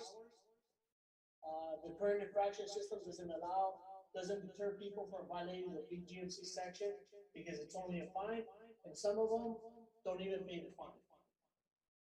As a result of the COVID-19 pandemic, the police department had no physical contact because we were following the CDC guidelines with pretty much not having any contact. So everything that we were doing with enforcement was a verbal warning. The PD is now enforcing the sections and is issuing the notice of loud music and party violation form. And the next sections will be done by us, and it's just talk a little bit more about the actual business section. My presentation is only focused on residential, on the residential section. So at this time, if you have any questions, I'll be more than happy to answer these questions. I have a question. When you guys say you handle only residential, does that mean that you don't, if you receive a noise complaint from a business per se, does that mean that you don't have any communication with them? You're not gonna go and tell them to lower the music? Like a business? Yeah. Or just, yeah, we're gonna do that. But okay. Gus is gonna talk a little more about the actual regulation of that section. Thank you. Yes. Mayor and council members, the main difference with the community development department and the police department when it comes to noise enforcement is that the community development department focuses on things during the day when we're here. Whereas the police department typically will get calls after hours and on the weekends. So when we look at chapter 16.24 and we get a noise complaint, we'll go ahead and go out there with our decibel reader to substantiate the complaint. And what a lot of times people don't realize is that somebody could be making noise during the day that's actually within the decibels that are allowed by the city's code. And that's identified, all these things here, when you see radios, televisions, vehicles, you know, sidewalk vendors, peddlers, drums, anything like this could actually be within the noise readings. So ultimately we go to, let me see if this is working. Oh, is it here? Okay.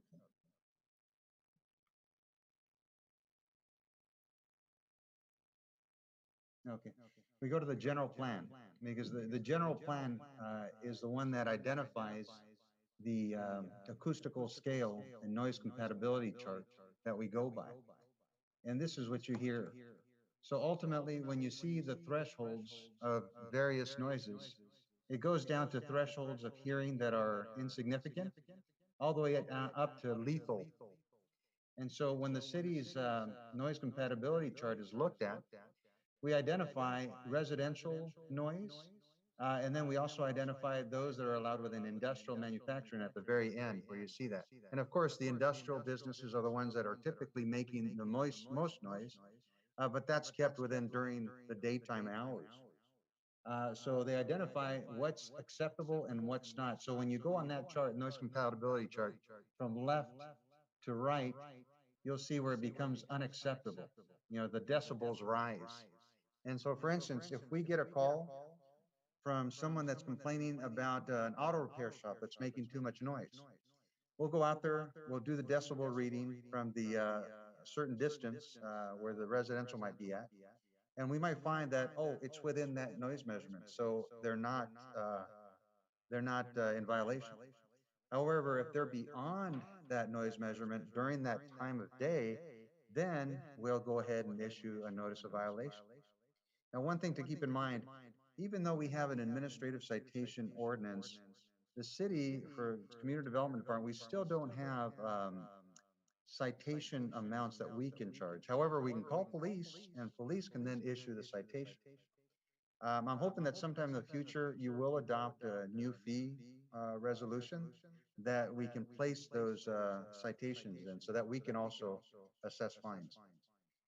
So all in all, one thing that we have to keep in mind too is that for commercial and industrial uses, we have land use entitlements. So there's certain approvals that are given to businesses, like conditional use permits, for instance. And those entitlements will include conditions that regulate the noise. So if there's an auto repair shop that comes in, or a restaurant with entertainment, they'll know by their conditional use permit that's approved by the Planning Commission what hours of operation they can operate and where the noise levels need to be. So earlier you heard from someone that identified a restaurant that was getting complaints about noise. Regardless of those complaints, even if no complaints come in, but staff substantiates that there's a noise problem, we can identify the conditional use permit and say, look, you're in violation of your CUP. And we have the ability to then ask for revocation proceedings to occur. That means if somebody is not complying by their conditions of the conditional use permit, the city has the right to revoke that conditional use permit. So you go through a set of hearings to do that. Of course, you also give them the opportunity to comply. So that's the bigger difference between the residential and the commercial. On the residential side, of course, we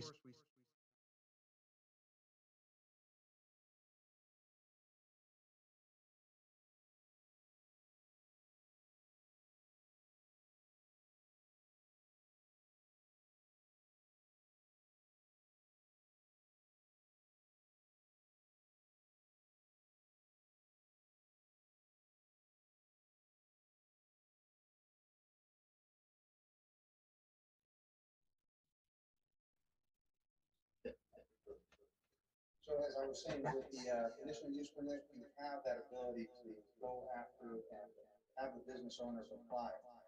With residents, we also have that ability to have them comply as long as it's during the business or during the daytime hours. If it's after hours, like I said, we ask the police department to come in. So if there's any other questions, here to answer.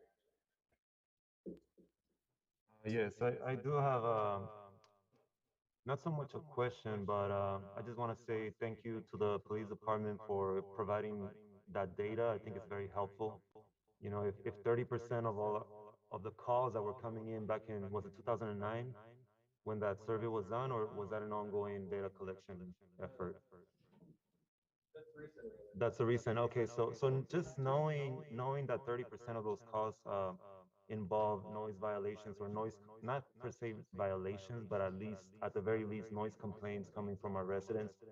We know that it's a serious topic. We know that it's a serious issue. One of my concerns and the reason why we're here right now is just the fact that it's been so long since we put the city code or enforce the city code, right?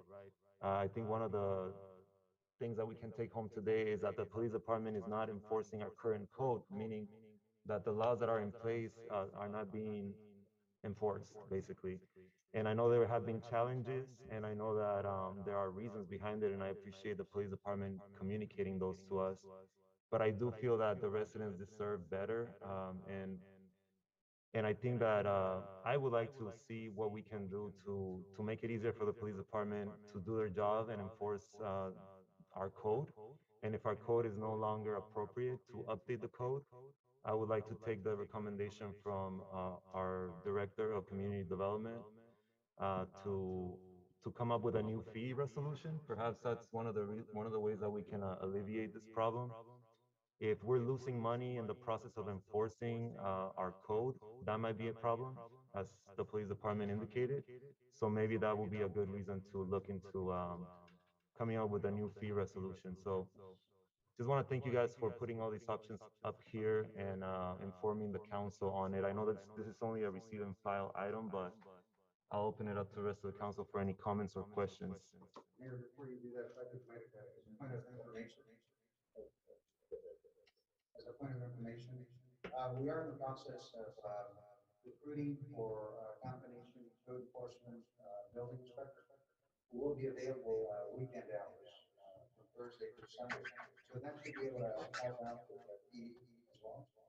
But keeping in mind that our code enforcement officers do concentrate on code enforcement issues having to do with the zoning code primarily, but that includes also the noise ordinance. So we can definitely help out in that manner. Where I know with the police department, they have sometimes a lot of more significant issues that come in where maybe the noise complaint doesn't take priority. So sometimes that's why there's a reason for the call to take a little bit longer because it is on a priority status of emergency. So we completely understand that, but we are here to help in any way we can. Right. Thank you. Thank you for that. And again, any comments or questions from the council? I have a direction. I know we did have a business call in, and I'm wondering if staff can please meet with this business and just report back to council with regards to what the outcome of this meeting was, how we can, review their conditional use permits, see if they're within the hours. And also we can, well, hopefully this reprimand will help with like the decibel readings as well to see if our residents are being affected by the noise. But I do want staff to engage in a conversation and then report back. Thank you. So I want to just, I'm not sure if that was a motion, but I'll go ahead and provide my support for staff to carry that out if possible. Mayor And- Barcena? Go ahead, please. Thank you for that. Quick question, and this goes to Director Gus Romo. I've had a couple of residents approach me in regards to the vehicles that pass by and sell food and whatnot, like ice cream trucks. And to my notice, to my knowledge, and I looked up, tried to find in the code, as these trucks are passing by, once they officially stop, like once the ice cream truck officially comes to a stop, are they supposed to turn off their music? And if so, if they don't turn off their music, what are potential ramifications or what do residents do about it? Thank you. Yes, thank you for that question, Councilmember Chavez. Ultimately, you are correct where you're saying when trucks are moving, the ice cream trucks are moving, they can have their sound on. The minute they stop, at that point, they have to turn down their music. They can have it to a minimal level, but they can't have it at the same level as they're going. And the code clearly states that it's got to be mobile in order for the sound to be on. When that does happen, I would recommend that the person that is hearing the truck while they're stopped, that they call code enforcement. If it's after hours, unfortunately, it has to be something that the police department can identify at that time. They have to witness it. Same thing with staff from code enforcement. We have to be able to witness it. We can't just take the complaining's word that yes, it did happen. But you are correct that that noise does have to stop when they're stopped. So in a case where the act is happening in the moment, by the time, let's just say it's after hours, they call PD. PD's constantly trying to chase the radio. By the time PD gets to that call or that service call, the ice cream truck will left for the day. They'll continue. It's a constant thing where they continually do it. What are potential actions or parameters that the city can do, maybe I was thinking potentially sending out a letter just reminding these businesses, right, Yes. that are contracting with us. I mean, that are selling ice cream or any other type of mobile vendors. Um, We can definitely do that, sir. yes, In fact, I know there was a time where we had the ice cream vendors that were at the parks while events were taking place and they were stationary there. So the department staff went ahead and sent out a letter to all our licensed vendors. Unfortunately, sometimes there's vendors that come in that aren't licensed, but they hear about the event, so they come from another city. At that point, we have to catch them in the moment, but we can't send them a letter because we don't know who they are. But absolutely, we can send out another letter warning them about this particular code section. And we'll go ahead and do that, sir. Thank you for that. Thank you. And I just wanted to make a comment before this ends. I just want to thank our police department for doing what they can uh, with the tools that have been given to them. Our restaurant industry has been extremely hurt by this year's pandemic. I mean, we lost many lives and people lost their staff and just, I mean, it was a loss for everyone, right? And so I can't help but feel like it's a bit counterproductive to want to enforce music, when our restaurants are just doing what they can to stay afloat. And and I don't mean that they shouldn't follow, the rules. They should. Everybody should. Nobody's above the law. But still, I think perhaps if someone feels targeted, like they called in our meeting and said that, I think we should listen, and I'm sorry that you guys are being so harshly criticized. I don't agree. I usually say what I feel. I always do. And what I see, and I don't see that you guys are not responding or enforcing. I say you guys are doing what you can. And that there's priorities that are elsewhere, right? Maybe it's not an ice cream truck or a restaurant. It's other stuff. So to the listeners, I know that it's difficult in this day and time with inflation now, arriving at our gas stations, and we're all trying to do what we can to survive. And there's not a livable wage out there sometimes. And so I'm sorry if this conversation may be offensive to some. And yeah, I don't know. This is a tough place to be at, and I hope that we can come to a place where we can take care of those just trying to make a living, and not having to attack those that are also trying to just do their job. thank you for your comment, Councilmember Flores. Before I move to receive and file, I want to make sure that people know that Bell Gardens, living in this community, growing up in this community, I've always encountered very reasonable people. When the complaints come in, when people call me, when they message me late at night, it's very unusually about a complaint that's minor. So, we're okay with quinceañeras, we're okay with birthday parties that end before midnight. I don't think anyone I know has called me about a quinceañera going on at like 11:30 p.m. or something like that. We have good people, we have reasonable people. So I'm concerned about noise violations that are happening, on weekends, on a Sunday night, maybe throughout the week, past 1 a.m. Those are the things that I know as a son of a working class family that are extremely important for us to stand up and address this issue, because we have working families out there that need to be up by 4 a.m., 5 a.m. And if we have a party going on at 2 a.m., if we have music blasting at 1 a.m., how many hours of sleep is that? And how are we making sure that our community has a decent living arrangement here in the city of Bell Gardens? A lot of people think that because we're lower income, because we're 30% below the poverty line, that we have to keep put up with this substandard living arrangement where we have music blasting in our ears on the weekends, on a Sunday night, during the week. We don't have to put up with that. We have to stand up for what is right. And more than anything, we have to know who we're working for, right? yes, we want our businesses to thrive, of course. No one is going to complain about a business having party, even outdoors at 6 p.m., 7 p.m., 8 p.m., 9, 10, even 11.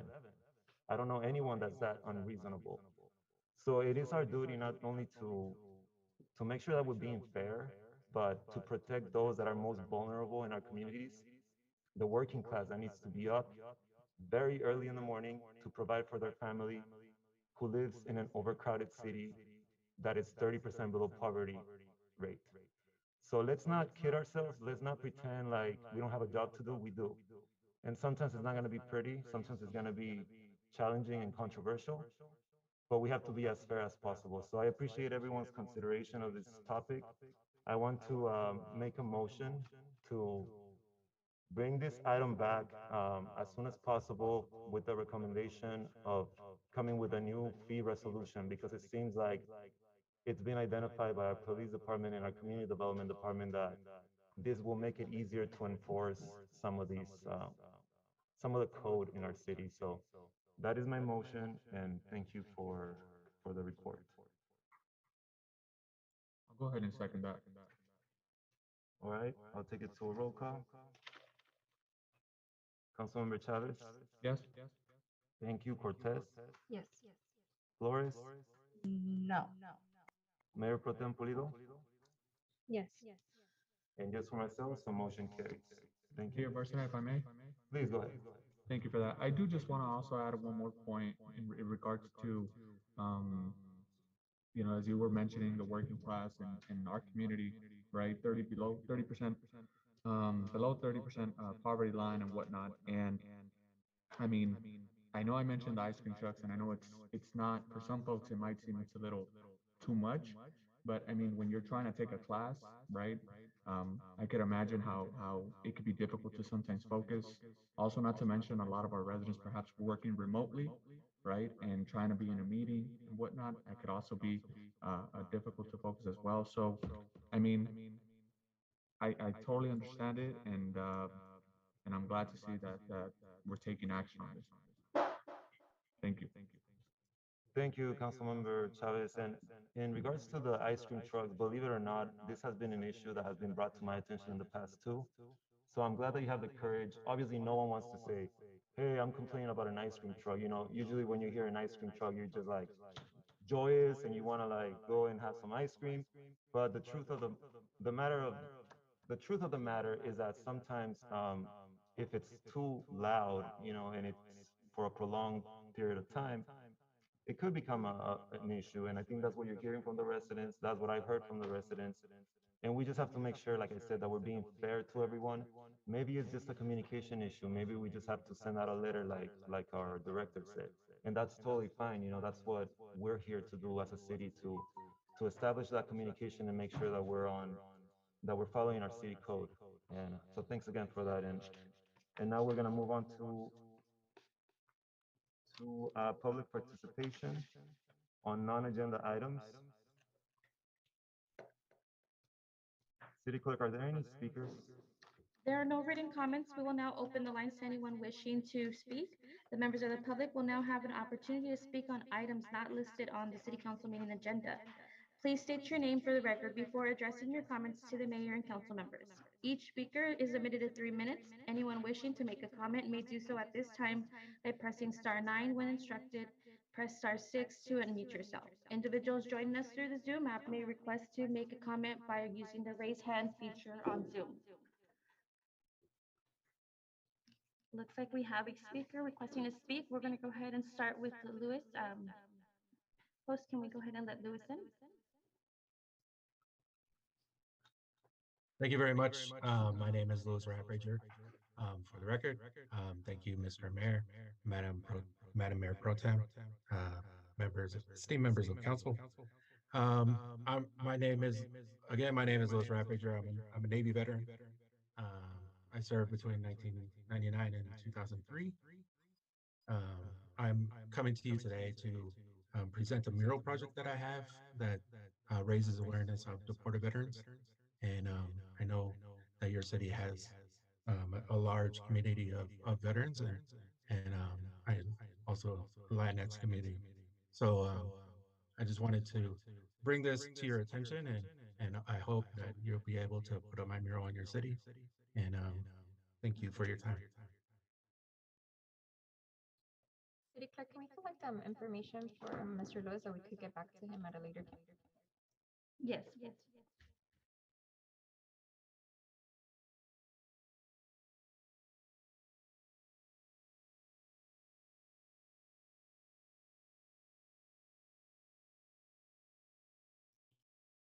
Is there anyone else wishing to speak?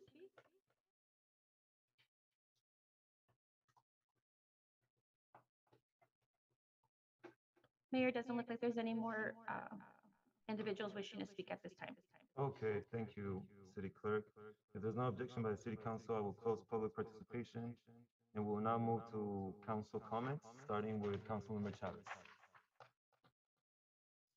All right. Thank you again.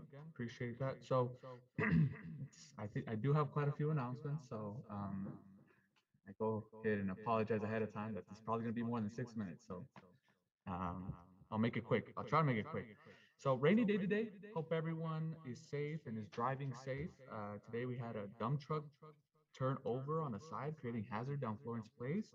I'm curious to know if everyone's okay. I saw it happened maybe around noonish. I don't know if I haven't got any update. I'm curious to know if everything's okay and if the street's back open. Street is back open and no injuries. The street was closed down for an extended period of time due to leakage from the truck. However, Public Works did a great job in coming out and developing a plan to keep it out of our waterways. And the delay was waiting for fire hazmat to come and assist. By the time they got there, they were satisfied with the work that Public Works did and the officers did at the time. And the roads are back open. Thank you so much for that, Chief. Thank you so much, Grisel, Director Grisel, and your team for being strategic on tackling this. And I'm glad to hear that everyone is safe. So with that, I mean, I hope that everyone please drive safe and is courteous to others, especially on rainy days. It seems like people here in our county or all of SoCal pretty much they forgot how to drive when it rains here. So everything is flooded. So just be courteous to one another. So since our last meeting, there's been a lot that has occurred. For one, I've gotten to participate in a couple of the neighborhood watch meetings. I've gotten to hear directly from our residents about crime occurring on their street or section of the city. On the topic of neighborhood watch, I look forward to our first meeting with Mayor Pro Tem Pulido and myself, as we are both on the neighborhood watch ad hoc committee, and look to overall evaluating the program and potential reforms. I also had the pleasure of attending the new movie showing of Beetlejuice this last weekend on Friday at our Veterans Park. It was an awesome movie, and our residents really enjoyed it, especially the kids. They thought that it was a new movie that had just came out when it came out back in the 80s. So it brought back memories of summer movies and concerts, which I really, really miss. So overall, I'm glad to see that we had a really good turnout. And also a huge shout out to Always Poppin'. They gave out free popcorn to our residents. They're a new business here in the city. They're originally from Commerce, but they're very close and have roots here in BG. The person who does this, that owns this business, graduated from Bell Gardens High School, and I'm glad to see that she moved here to Bell Gardens, is establishing her business here. So huge shout out to her. She gave out free samples, a lot of popcorn, caramel popcorn, drizzle popcorn, you name it. So Always Poppin', that's the name of the business. This last Saturday, I had the pleasure of attending two events.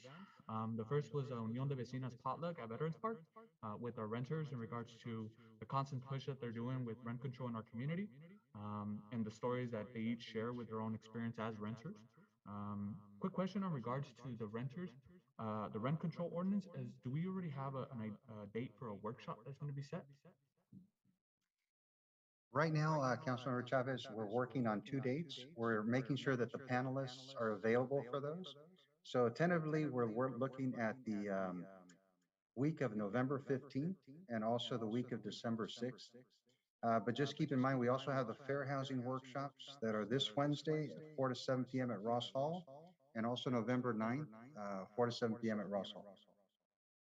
Thank you so much for that. And I believe those are from 4 to 7.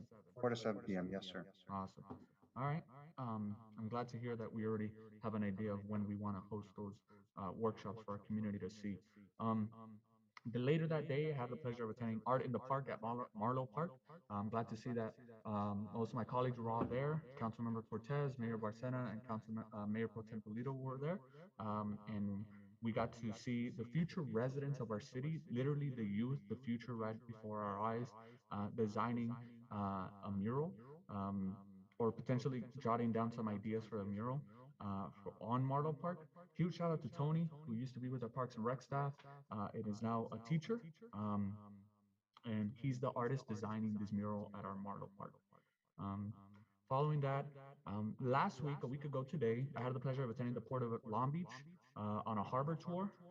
I got to see the backup ships across the Pacific Ocean.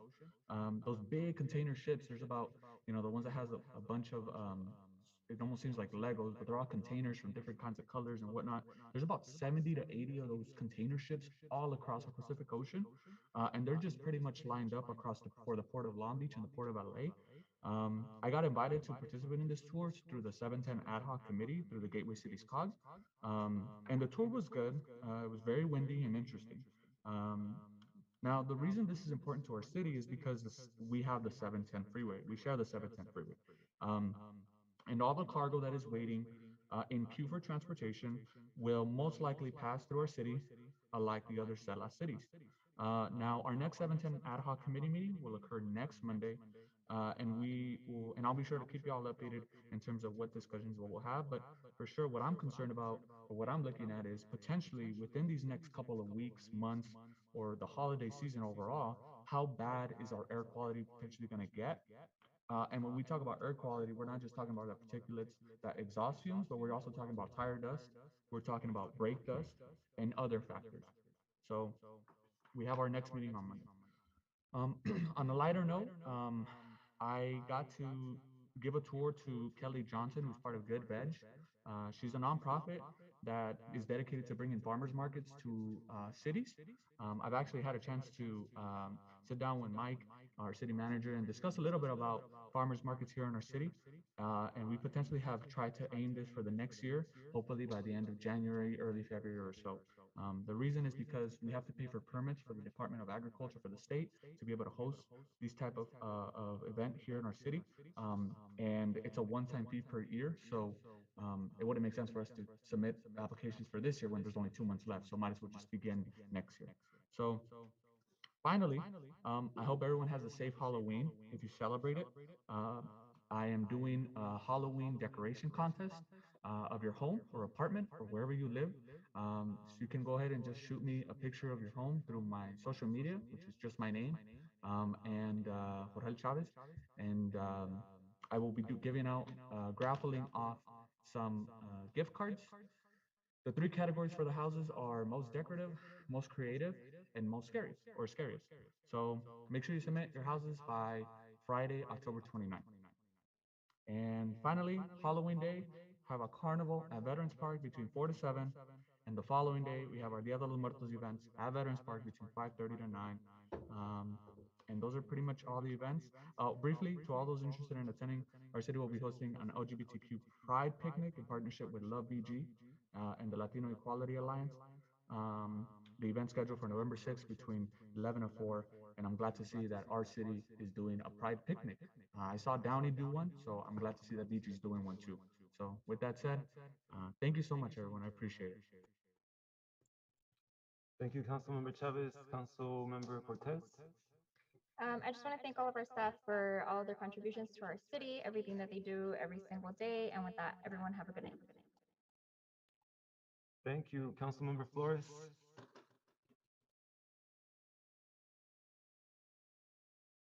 All right, thank you. Hello, everybody. Hope you guys are having a wonderful evening. I just wanted to give one last congratulations to all of the recipients of our check for the Cal Home Grant. Again, this is a huge opportunity. It's free money, Bell Gardens residents. It's free money for you, and there's still a lot of money left over. So if you're watching this and you rent and you don't know if you qualify for a home, I urge you to please contact our city and see if you can, get this assistance. Again, it's free money and it's for you guys, so please take advantage of that. I also wanted to talk about, just touch real quick on the U.S. veteran that called. He's here supporting the U.S. veterans and, how these veterans feel abandoned by the country that they served. We have veterans that served 1 or 2 tours in Afghanistan or Iraq with the promise of an expedited citizenship, and that citizenship never came.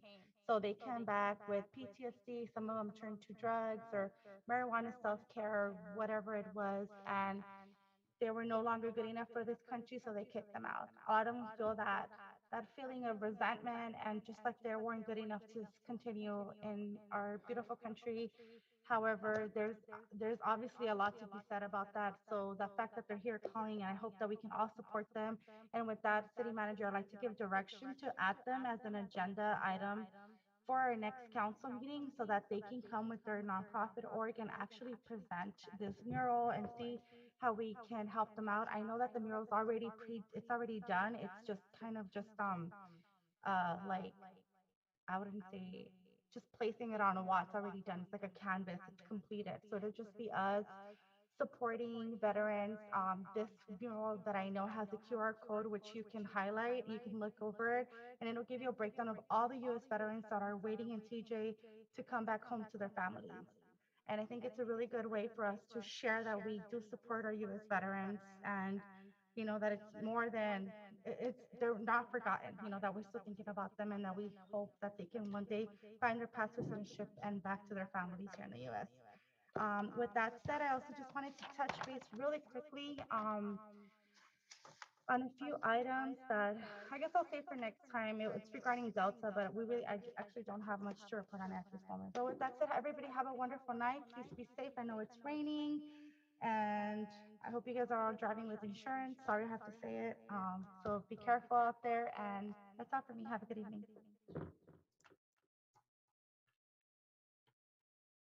Council Mayor Pro Tem Pulido. I want to thank all of our staff for coming together and joining efforts in trying to improve the quality of life of our residents, not only through the park improvements, but also quality enforcement, but also at the same time nurturing our partnerships with our local businesses. I think that we do need to have a balance in both ends. But thank you so much for the presentations. And like my colleague said, the holidays or Halloween and Dia de los Muertos are coming up. So please stay safe. And if it does continue to rain, just be mindful of that as well. And we hope to see you during our holiday events. Thank you so much. Thank you, Mayor Pro Tem Pulido. And I just want to thank staff for doing everything that you do. In particular, I'm very excited about the project that we have going on at Ford Park. Very quickly, some of the big things that are going to be happening there in the next few months is number one is the groundbreaking that we had to reschedule due to severe weather.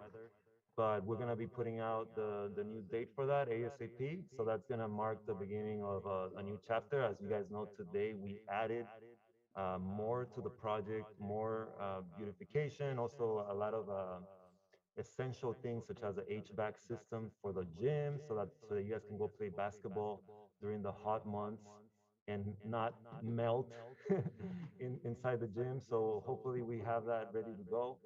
I know there were big items on the agenda today, but I'm glad that the council is knowledgeable and is prepared to approve these items as they come forth. Please remember that staff is always available so that if you want to educate your constituents, you can get ahead of the curve and have a meeting with the directors, have a meeting with the city manager, and then you can communicate that to your audience, whoever that is.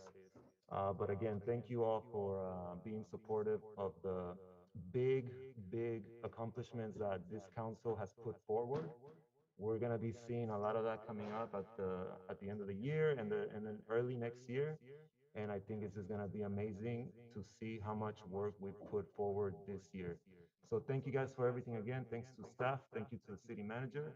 Thanks to the police department, community development department, public works, also finance department. I don't think we ever give you enough credit there. And you guys have a good night and take care. Meeting adjourned.